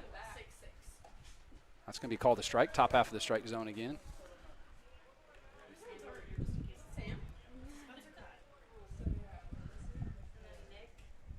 There's Molly Schnormeyer. The aforementioned, we've already mentioned her once during the broadcast tonight. Yeah, good driver right here. Yeah, she was really. I'm not just saying that patronizingly. She was an exceptionally good driver when I had her in driver's ed. I don't remember who she drove with now. I'm totally drawing a blank. Payoff pitch now, 3-2. Hit on the ground to shortstop Chasey. Stays on the ground. I think Nick was expecting that to pitch come up. And he gets him at, thought Thought he had him at first. And it by could've an went either eyelash. way. Pretty close. I think JC was expecting that ball to come up a little bit, and it just hugged the ground, and he bobbled a little bit, and that was just enough to get Pettit to first base. So It looked like it took two or three little hops, and usually you don't get 3 little hops, and so you don't know whether that ball's going to hop up again. But, in that situation, you want to just get your glove dirty and hope that you can come up on it if it does hop on you. He just knocked it down about 2 inches away from him and then had to grab it and not quite in time. Pettit got down the line in good shape. Probably got to score that one in air if we were being fair. I think that's a ball that Nick Chasey would handle 9 out of 10 times. That was the 10th time, and he missed it. So Pettit's that other sophomore that's on the team is pretty good. And for steals, let's look at Pettit's steals here. So he singled and reached on an error twice now. Pettit's been on base all 3 times. That ball bounced about 3 feet in front of the plate. Shadarwitz blocked it but couldn't get a throw off. Pettit will end up at second base. But that ball bounced 2 feet in front of the plate. Shadarwitz did a good job keeping it in front of him, but Pettit will move up 90 feet where he's at with 2 outs here in the 5th inning. Andy's summer job working in the coal mine. Kind of coming back to haunt him. Got a little black lung. They called a balk on Johnson. I was looked away at the coal miner over here, and I'd have no idea what he did. But so that'll advance Pettit to third base on the balk. Balk is a pitching infraction. We could go into great detail, but if he stepped off, it sounds like he stepped off with the wrong foot. I didn't see here any argument from the Tiger. I think that's what the umpire was saying anyways. Easton didn't show any kind of emotion, so I think he probably realized what he had done. Good pitch by Johnson. Comes back now, evens the count at 1-1. Johnson needs to get out of here and squash this little mini rally that the Bulldogs have going here in the 5th inning. Potoff, a senior, and looks every bit of it. Nice big athlete here. He's got 13 singles and 6 doubles on the year. Pitch down low, misses. We count 2-1. Hitting 442. Good hitter here, Potoff. He wants to score that run pretty bad. Potoff Chip away at this big. 2-run lead. Tall, muscular frame kid, big statured. I said he pitched the game I had on the plate and threw a fantastic game. Really.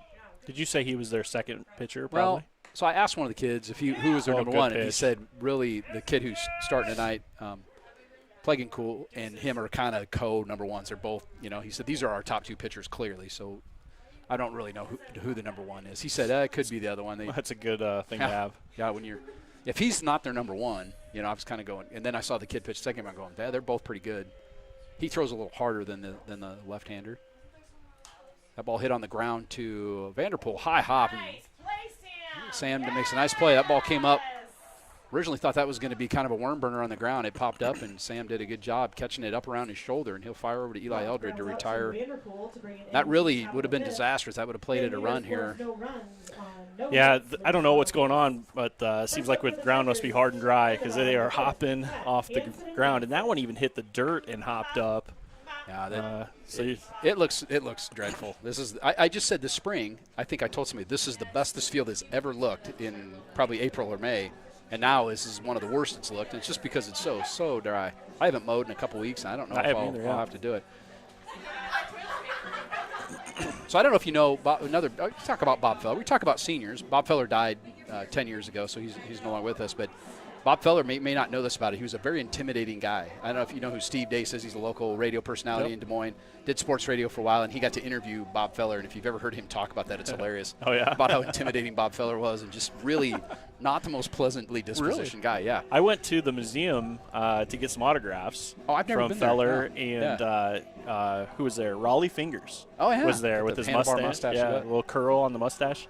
Yeah. And, he was fine there, of course. He got a buddy of mine went with me, and he got a picture with 2 of them. Really? And okay, so maybe he's not that way all the time. But I have heard other people talk about his prickliness that Bob Feller, but he was a huge proponent of the Negro Leagues and actually toured and played and lobbied very hard when Satchel Paige, who was a star in the Negro Leagues and played Major League Baseball.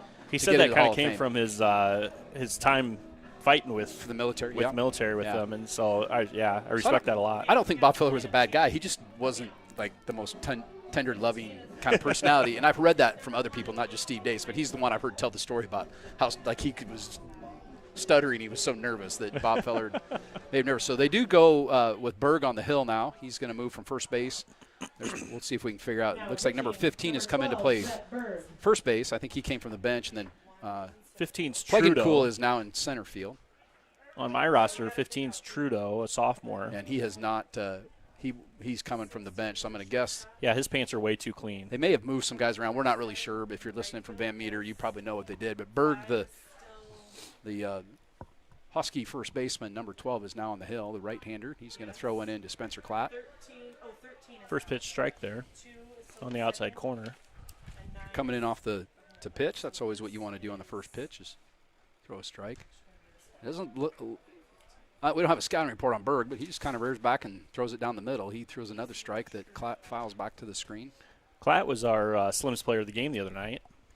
Had a real good night, 3 of 4, and scored 3 runs, I want to say. I got a name for your player of the game, Slim's player of the game. Let me ponder it in my head before I say it, because sometimes I don't think before I talk, and it sounds kind of stupid. Klatt swings through and misses that pitch. So you could have the one time we had the player of the game was the Open Flame Steakhouse Well Done award. That's a good one. But Slim's you could have the peach of the game. Peach of the game. Because Slim sells the peaches up there. Yeah. So I'm not saying you go. This isn't really. I'm just filling in tonight for the guys. But that sounds like a winner. You don't want to go to the watermelon of the game? Pick of the night. There you go. The produce, Slim's produce pick of the night. There you go. I'd like that. Good job, Shinar. We've got a couple options there. Trey Hansen now will step in. He's only been up one other time. He flew out to the right field there. That one he swings and misses at a dreadful pitch that was out of the strike zone. He wants that one back bad. Trey, my neighbor, just a couple doors down to the south.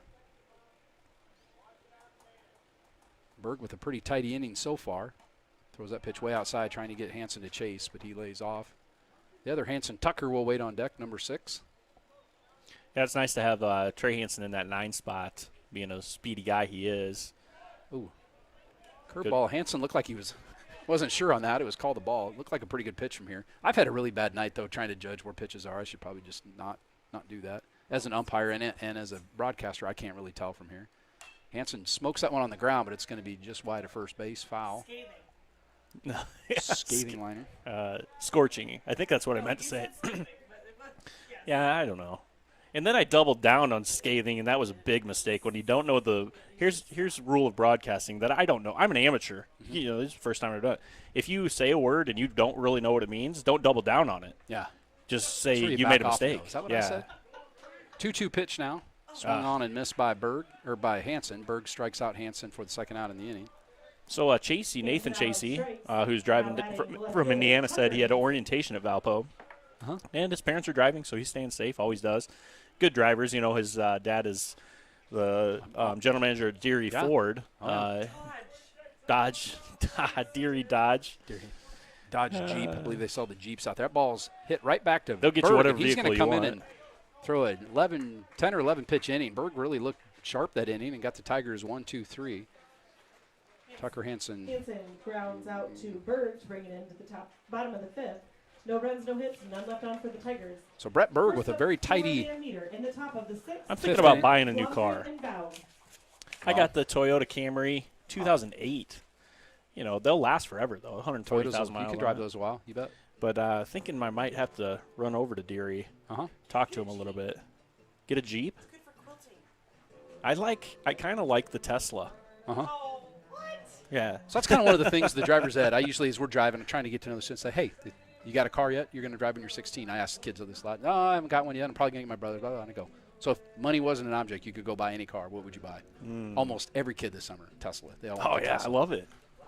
You don't got a lot of people saying Toyota Camry. If somebody says Toyota 08 Toyota Camry blue, you make them a then good deal. Please send it my way. It's a very nice hue of blue. It's a very Thank good, you. Good shade of blue.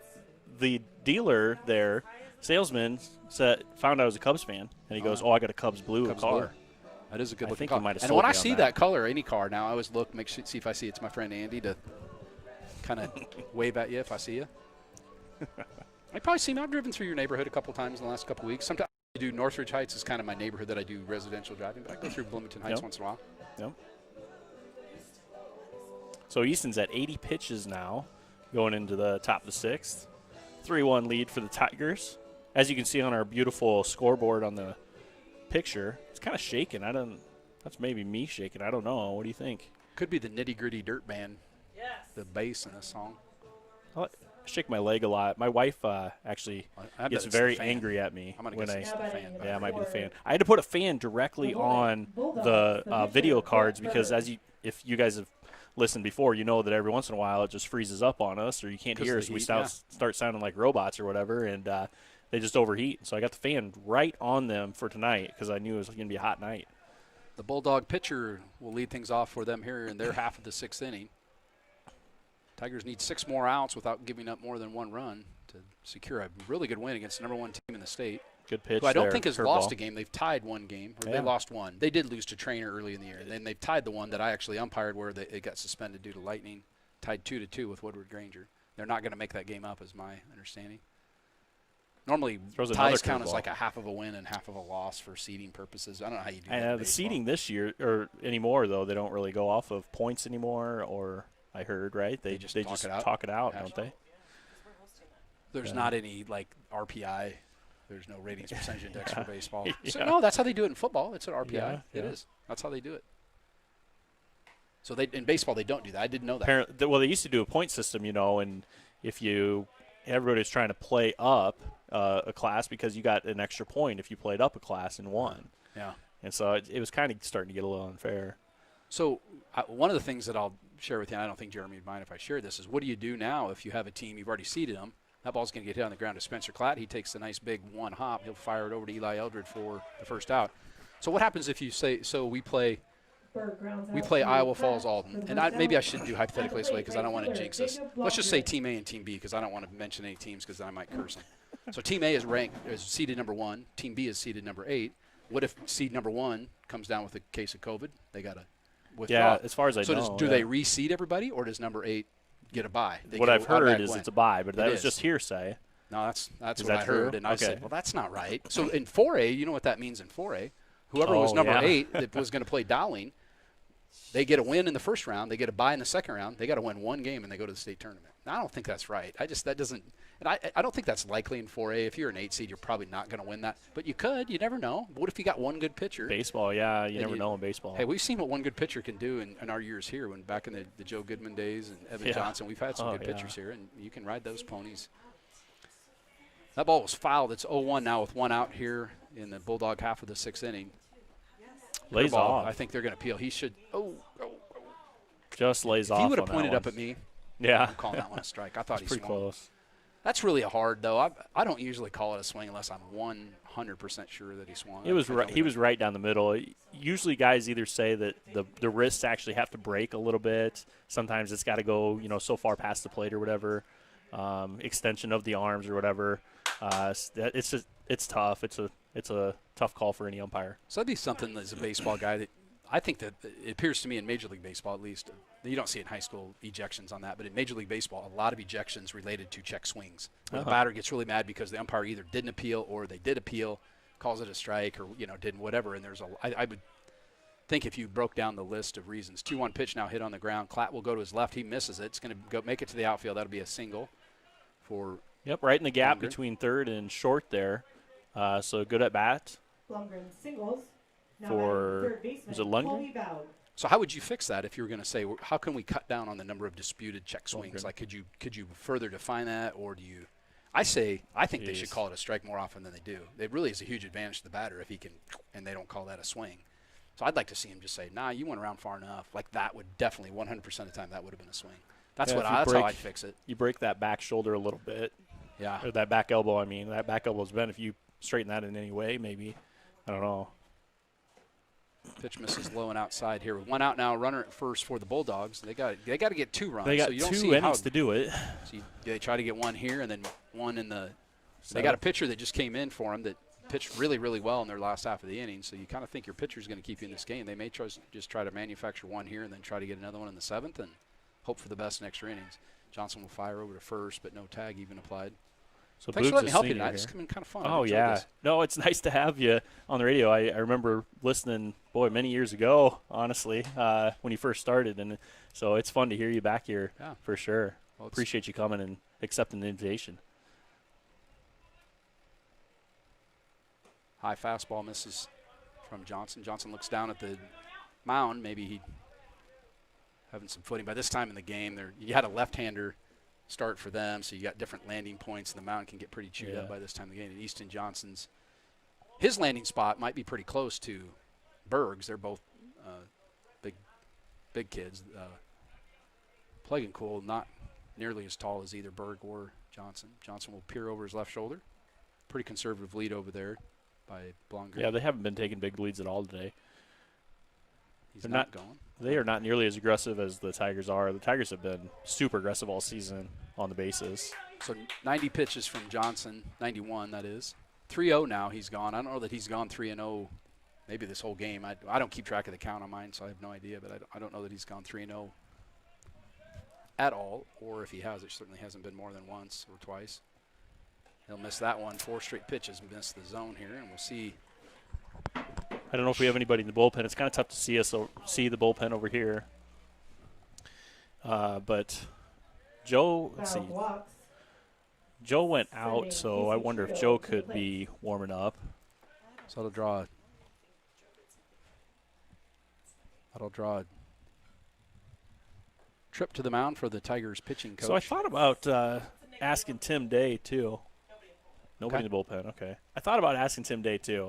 He's in Arkansas. He wouldn't be able to do it. He's in Arkansas. Yeah, I know he's traveling out for the NCAA stuff, too. I don't know if they're still having meetings or not. Yeah, this is, I think, family-related. Yeah. He's got his daughter, Alex, lives in the Bentonville, Rogers area, and then his parents actually just moved down there, and he's got a brother in that area. So they got a lot of family in that area, and I think he just went down to see his family. Well, yeah, but it was so late when I contacted everybody because I wasn't sure we were actually going to be able to do this game. Yeah. And Byron's just out tonight, and Troy's not quite back, and so I thought might as well try to get somebody because this is a game that wasn't originally on the schedule for this week.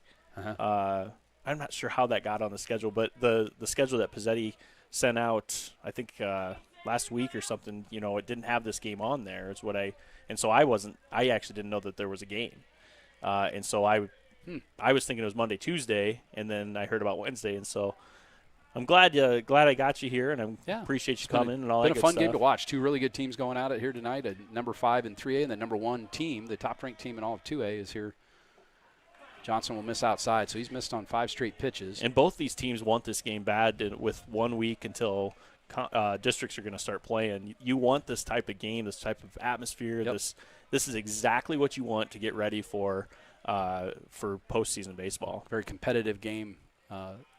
With 2 good teams going out here. The Bulldogs have got a little something going here. They got runners at first and second. They've got what do we got up to the plate? Oh, I'm sorry. This is the player that came in off the bench that we – Yep. Trudeau, there you go. Number 15, a sophomore, played in 9 games, 7 at-bats, has 3 hits, though, so 429 average, all singles. And 2 RBIs. So pretty good productivity from a guy who hasn't had a whole lot of at-bats. True that. 1-1 count now. Johnson will come set. Eldred in front of the runner at first. That ball fouled back. Trudeau's feet were kind of hopping around there, and he fouls one back to the screen. So Eldred is playing in a little bit at first. Klatt probably 2 steps behind the bag at third and off the line. Chasey shaded up the middle, as is Vanderpool. Yep, Van Meter taking just normal leads, really, all around. All game has done that. Tigers would love to get a double play ball here. That would be just what the doctor ordered. Ball's going to be hit straight up. Shadarowitz throws his mask off, gives it chase. I think it's going to be out of play, and it is. All right, here we go, Easton. Let's go. So Easton on top now, 1-2. Good pitchers count. This is where it's really important that Jake Shadarowitz is prepared to block something and get something down in the dirt. Try to keep those runners at first, second. Johnny Hart, the senior, warming up in the bullpen. I think he was on fire extinguisher duty, so somebody else will have to take that over for any ground balls that would start a fire. Yeah, always a good job for a trustworthy person in the dugout, or not in the dugout anymore. Johnson will fire. Ball's down the dirt. That's going to get away from Shadarowitz. I just said it and cursed him. Shadarowitz tried his hardest to get to that ball. He threw his body at that ball, trying to knock it down in front of him. And that pitch was it a very difficult one to block. Huge hop off the front of the plate or out in front of the plate. So now Trudeau off the bench here has not seen Johnson yet tonight. Johnson would really, really like to get a strikeout here. Runners at first or at second and third. Single would tie the game potentially. On deck is that Kaufman. Kaufman, who's been retired, both struck out last time against Easton Johnson. Kaufman's a senior. I don't know if you try to load the bases here or not. High fastball. Tried to get Trudeau to chase. He doesn't. Now the count goes full, and you got to think Johnson's probably working on either his last batter or second last batter. I don't know that he'll go. He went 110, 115 pitches the other day, but it is a little extra hot today, and against a good team. A little bit better bats than we've faced before, it seems like. Payoff pitch now to Trudeau. Johnson takes a deep breath. He'll kick and fire. Fouled straight up. Shadorowitz should have a play on this one. I think this one's going to stay in play for him, and it does. He catches it back at the fence. Really nice play by Jake Shadorowitz. He was one step away from the fence. I know you guys can't see that, so really nice job because that ball kept traveling back, as it a lot of times does. It kind of travels there, but then comes back in as it starts to come down, and he was only one step away from the fence and was directly underneath it, read it just perfectly, and made a terrific little catch over there. That was a tough play to make, so if he doesn't make it, you could say that tough play, but that's the kind of play that can save an inning for a pitcher and for a team here. So if that ball, he doesn't catch that, Trudeau gets a single, ties the game. Huge play by the Tiger catcher, Jake Shadorowitz. So Kaufman up, a senior here, 286 average. Number 8 batter, I believe. Yep. Good ball player. Hits one on the ground to Klatt, whiffs at it. Chazy's got it. He's going to fire it to first. It's going to pull the runner off or pull the first baseman off. It's going to be an infield single. It got by Klatt. Chazy was deep in the hole. That was just going to be a hard one to long throw for him, and he doesn't get him. And really nice job by Elder over there to get off the bag and just get his body in front of it and knock that thing down into the dirt so that it doesn't score another run to tie the game. So Tigers still up by 1 in a 3-2 game in the top of the 6th here. So Kaufman ends up at first, and the runner that was at second will go to third. So runners at the corners now. There's runners at second and third. I thought the bases were loaded. I think I may have misspoke there. So they just played 1 run. They have runners at the corners now with 2 outs. That'll bring up Bryce Cole.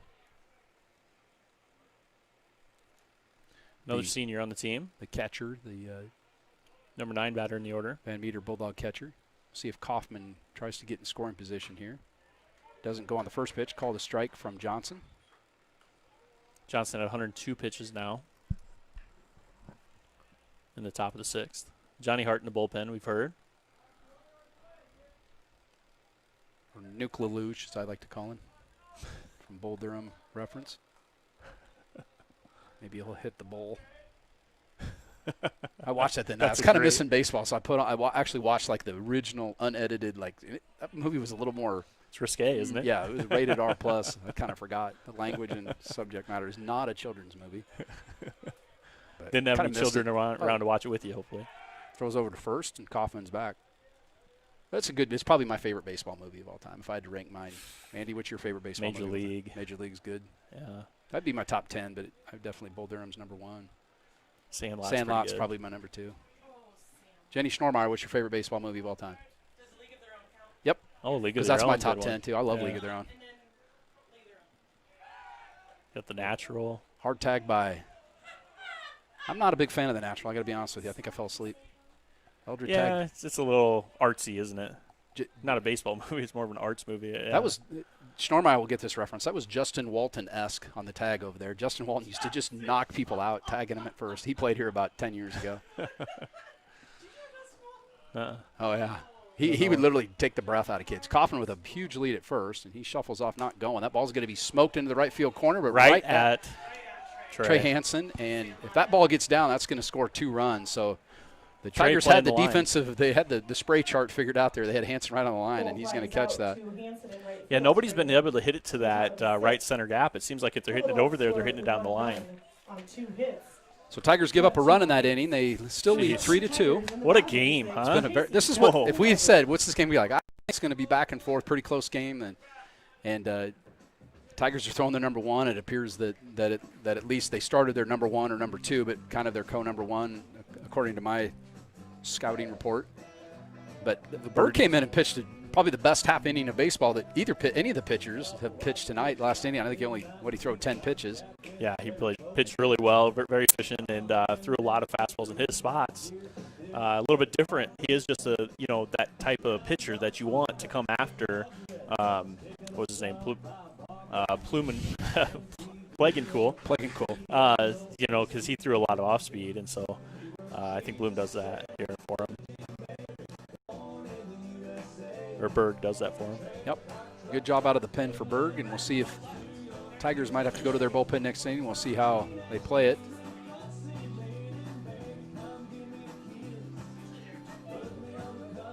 So I asked this the other day, what's your favorite genre of music for baseball games only? So if you're at a baseball game, what do you want to hear? I'm probably Or songs. traditional, kind of the fun sing-along songs everybody knows, center field and Yeah. like that. It's kind of the slow rock. Yeah. Would that be the way you say that? Hillbilly rock, Yeah. kind of your that genres. Even stuff like this, all right. A little country. Kind of wonder what everybody else out there. We got quite a few viewers here. It only has 2 digits on the screen, but I'm sure there's huddling around. Families, remember back in the old days where families would huddle around the radio. They're huddled around the device, whatever they're listening on, and so I think we're probably up to 316 maybe, something like that. That was part of my contract was if I could get you over 300. Yeah. I would receive a free tomato from Slim's Fruit Stand. 1 free tomato. Oh, you know what? That's going to be the best tomato you've probably ever had if it is from Slim's. I'm a big fan of the BLT sandwich. Yeah. Who isn't? You like a little spicy mayo on there, or you just go with the regular creamy stuff? I like garlic mayo, to be honest with you. Yeah, that's a good choice. Mrs. Becker's not a big fan of the garlic mayo, especially after I eat it and we snuggle. She would prefer I not have the garlic mayo during the snuggling. I understand. She can literally, if I get home, I go out and eat someplace with garlic, I walk in the door. You had garlic. How'd you know? Because you're sweating it out. There's foam coming out of my arms with the smell of. And you just tell her, I got to go on a run, right? Sweat it out. Oh, man.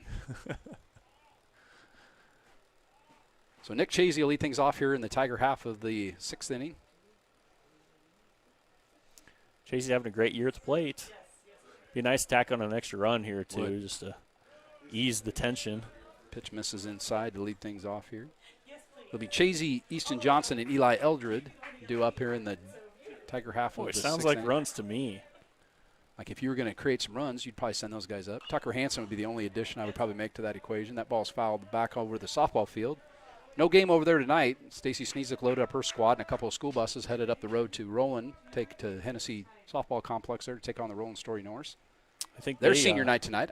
I'm aware that there was Roland Story senior night. I follow most of the schools in the conference on the Twitters for softball and baseball and football, basketball, and stuff. Good pitch down the middle there. Was. So Chasey down in the hole 1 and 2. Girls canceled their 9th grade game. I don't know if they canceled JV like the boys. I believe they did. I believe they were just playing a varsity game. But I don't know. They left pretty early, so maybe they didn't. I don't know. And they've been gone a while. I'd say they probably did play the JV. I do know they canceled the freshman game. It was pretty stifling hot today. And some of my 9th grade games, heck, we played in 110, 115 heat index kids games. These days. It was hot today. It was. Chasey hits one on the ground to first baseman Trudeau, gets the big hop. He'll take it to the bag himself, retires.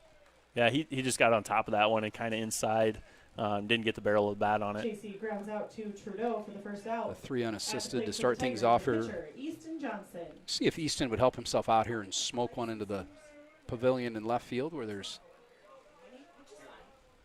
It's kind of fun seeing the fans all around because we don't have fans in the bleachers back behind, and I love the setup here. Let's talk about that. I think I've made a couple of observations this year, and Tim Day and I talked about this, and he said I could share what we talked about. But this is a fantastic way to watch a game. This has been one of the best parts of this baseball season was watching in the outfield. And I've watched softball from center field. I've watched from right field here. Back when I used to sneak in and not have to pay to get in, I would go to center field anyway. Where I'd sit with Bob. That's how I met Jeff Gescheidler and Bob Taronis was in the center field. So that's been a really good part. And I would say I think we need to do more of this next year. And maybe just say take some of the bleachers out and say you got to go. And as an umpire, it's really nice. Pitch, little high ball. You don't have near as many people back here that can see. And much more enjoyable. 2-1 count now. Berg has got on Easton Johnson. He took a really good cut on his on a fastball that went foul for a strike. That one's going to be fouled into the parking lot. The other observation I make is our season's been kind of compressed by a couple weeks. I'm not so sure this isn't about the right length of season for Iowa high school baseball in the summer. Yeah. Finish a couple weeks early, get your tournament done. Kids can go on vacation before football. Yeah, I do like that I idea. think there would be some advantages to it. I don't know that you'd get as much pushback as you think. That's just a couple of the observations that Tim and I made as we talked about this season. 2-2 count now. Big Johnson swing. takes a big rip, misses it. Ball's fired into left Too big field. a swing with 2 strikes. But, man, he was trying to make something happen. Out into the left field lawn chairs where I believe I saw Scott Klatt's husky shoulders out there a little bit earlier tonight. He's pretty imposing frame on the. So Eli's had a good night. Eli Eldred has had a good night. He's about the only two one of hits. the only kids that. I don't know if we have any other hits. Was Chasey with the one or? I can't remember. Chasey had a single. Yep. That's it. Just those 3 hits. So the Tigers' bats have been fairly quiet tonight. They've figured out how to manufacture 3 runs on just 3 hits. Eldred way ahead of that curveball there from Berg. Takes that one inside. I think Berg kind of wanted that. I don't blame him. Pretty close. A little inside. He's a really, really funny kid, this Berg kid that was pitching. I had quite a fun night over. There was a series of pitches where like probably 3 out of 5 pitches were fouled back over the first baseman's head where he had to run. And Woodward Granger's field, I don't know if you remember that. It's a big, lot of foul territory down there. Oh, yeah. So he's, a big husky fellow. He's trucking down there to get it. He didn't like that so Finally, much. Finally, the second baseman, who's kind of a funny kid, too, he said, I'm not going next time. You go get it. And then sure enough, there was like another one over there. So I think it was like maybe 3 out of 5 pitches, but he was sucking air. And when he's got Eli 1 and 2, Eli will take, evens the count at 2-2. That was a pretty good pitch to take. Good He's eye hitting by his spots right where he wants it. Yep. Doesn't waste a lot of time. Gets right back, catches the ball right behind the rubber, and gets right back on the hill. Now Eldred will call timeout and kind of 2 balls, 2 strikes, and 2 outs. That's deuces on the board again. I can take off my brand new spiffy Gilbert hat that I purchased It looks this afternoon. very nice. I just bought it literally this afternoon when I was here. Gets Eldred to chase a pitch in the dirt. They'll throw down to first and get him, so the Tigers go quietly here in their half of the 6th. They got to get 3 outs here without giving up any runs to knock off the #1 team in 2A. Eldred out on strikes to bring And we'll see who comes out with 102 pitches. I'm not sure who's going to come out here. If it's going to be Johnson or tell you that Hart. story about the umpiring. Jamie Brueggemann texted me earlier this afternoon and said, hey, I'm going to be there tonight. Are you going to be there? I said, I'm broadcasting. I'd love to talk. I haven't seen Jamie in a while. He goes, yeah, I got out of my game tonight. So then I was talking to my friend Phil, who I've umpired. I think he's worked with me. Maybe you've met Phil, maybe you haven't. I worked with him for like 20 years of high school baseball. Oh, yeah. So I call Phil, hey, you working tonight? It's a hot one. Make sure you drink some water. And he goes, yeah, I'm in Pleasantville. I go, who are you working with? Chris Larkin. And I go, that's Jamie's partner. You're kidding. So my friend Phil filled in for Jamie so Jamie could come to a senior night tonight. So interesting turn of events. You could have umpired tonight. I could have. They were looking for somebody up at South Hardin and Eldora, and I just said, go broadcast with my friend Andy, or you said go die you'd get a little better pay here. In Gilbert's hot press box. Yeah. Well, yeah. Have you ever been to? I'm not ripping on Eldora. I'm just guaranteeing this game was better than whatever game was played on that field tonight. This has been a real fun game to watch, and two really good heavyweights going out of here. 2 ranked teams. The Tigers are number 5 in Class 3A, and Van Meter sits atop Class 1. I believe they only have 1 loss against Trainer early in the season, and then they have a tie against Woodward Granger, a game that I happened to officiate. That was suspended. We waited. I think it was suspended at like 9:30. I think we waited till like 10:25 before we finally called it. It hadn't rained a drop. It still hadn't rained. It was just lightning, but it was just getting worse and worse. It wasn't getting better, so we just finally said, guys, we can't stay here. And it's an important game in that conference. Those are the 2 best teams. So Johnson does come out to try to finish off this game at 102 pitches, and he's one of those kids that just pitches all year long and can probably handle it no problem here. So he only gets 8 pitches for this inning to get to 110. Wouldn't that be nice? That'd be a popsicle inning if he only throws 8. So the leadoff hitter, Plegencool, who started the game tonight on the mound for the Van Meter Bulldogs, he'll He's going to try to bunt and hits it right to Eli Eldred. Tigers catch a major break. Plegancool hit that one way too hard on one pitch. So you know what Get it out. you know what that guy's trying to do there. He's a lefty, so he's got an extra couple steps to first base. What you're trying to do there is you're trying to hit that ball to the second baseman, and they can't get it. But you just got to get it past the pitcher, just at the second baseman. First baseman can't make a play on it; has to rely on the second baseman. But that second baseman has to come in and make an impossible throw. We got lucky on that because it went straight down the line. He hit it pretty hard. He hit that did. a lot harder than you'd want to on that pitch. Yep. Second pitch called a strike. So the Tigers, I know any time, and I've been from a coach and official, when you're trying to get 3 outs, when you can get one pitch and get that first time one pitch, it does kind of build your confidence a little bit. We'll see if Easton can finish this game strong. He's pitched very, very well tonight, only giving up 2 runs. Buries a curveball into the left-handed batter's box. I used to set up a couple cones out there right where I wanted him to bunt that ball at the second baseman. We used to try to get in the cones, and then if you got it in the cones, you probably got a popsicle or something from me. I don't know. You know, I'm giving out 25-cent popsicles left and right over here. I don't like I made money or something. I don't know. Turn those receipts into Tim Pizzetti for reimbursement. Ooh, Tough this play is for gonna be a tough Cladda. Squibber, he's going to have to fire. He couldn't get the ball out of his glove. Throws wildly, but Eli good job Eldred by goes that up guy. the ladder and may have saved a base there. Trey Hansen was backing up pretty good, but Klatt had to charge on that, and then looks like he had a little trouble getting the ball out of his glove, so the Tigers will have to pitch around. I got to call that an infield hit. I don't know that they would have had him at first if that is a good throw. Andy, I don't know what you think. No, It would have been a close play. Yeah, it would have been close. It looked like he had maybe the first finger and thumb on that ball and not a second finger. Couldn't get a fork in it. Kind of tough to make that throw then. I So don't know what to call that, honestly. Anthony Potoff will come in. 4 pitches. Jen Schnormeyer, the loudest cheer in the arena tonight. Wants 4 more pitches. He wants Easton to finish this game. That pitch real close, missed low and away, I believe. Now, if you're Van Meter, you're waiting right here. You're waiting. We can get him out of the game here. Yeah, just Yep. take. But this is probably your best hitter in your lineup. Number 3 hitter and big, strong kid here. If he gets one down the middle here, they probably want him to swing away. I see what you're saying, though. You want this to be the last batter for Easton Johnson if you can make it that way. Good pitch there. Call the strike. Top half of the zone. Pretty good pitch. That's a pitch he probably could have driven. And that's what I mean. I think he was taking first strike, waiting for first strike, just to try to get that pitch count up and making Easton have to make a play out here on his own. Make a good pitch out here. So he just tosses one over the first there, not really trying to pick him off, just making him think. Counts even at 1-1, 1 out here in the 7th. Tigers trying to get 3 outs. They got the first one on a 3 unassisted. Run at first not going. Hit in the air. That's going to be out of play, though. Eldred's going to give chase, but that's into the parking lot.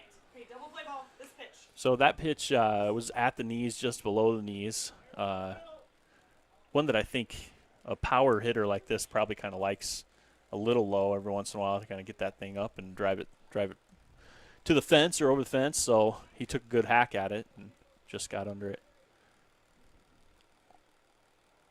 So good count here for Johnson. He's got him 1-2. So I don't know, how does high school, can he finish this batter if he gets to 110, or they got to take him out right? He can finish the batter, yeah. That's the Little League rule. I'm more familiar with that, actually, than the high school rule. Is it 110 is the max? No, that's No, my goal. that's just your goal. Oh, that's the I goal. think the max is like 120, Ah, I want to say. Because I think he pitched about 115 the other day, throw over to first. a week ago.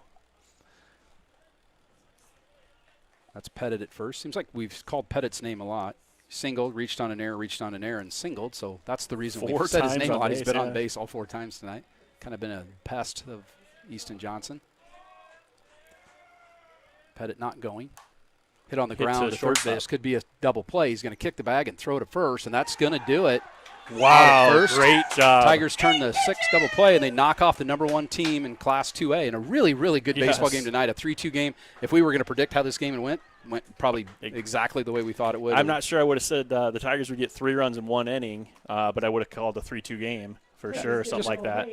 Just 110 pitches, too, just like Jen Stormeyer wanted. She gets her wish. Kind of got to give him the Player of the Game award. Easton Johnson pitched a fantastic game on the hill. The Tigers will go into their last conference game tomorrow night against the South Hamilton Hawks. They'll head up Highway 69 up there to take on Southampton. We're supposed to get some rain tomorrow.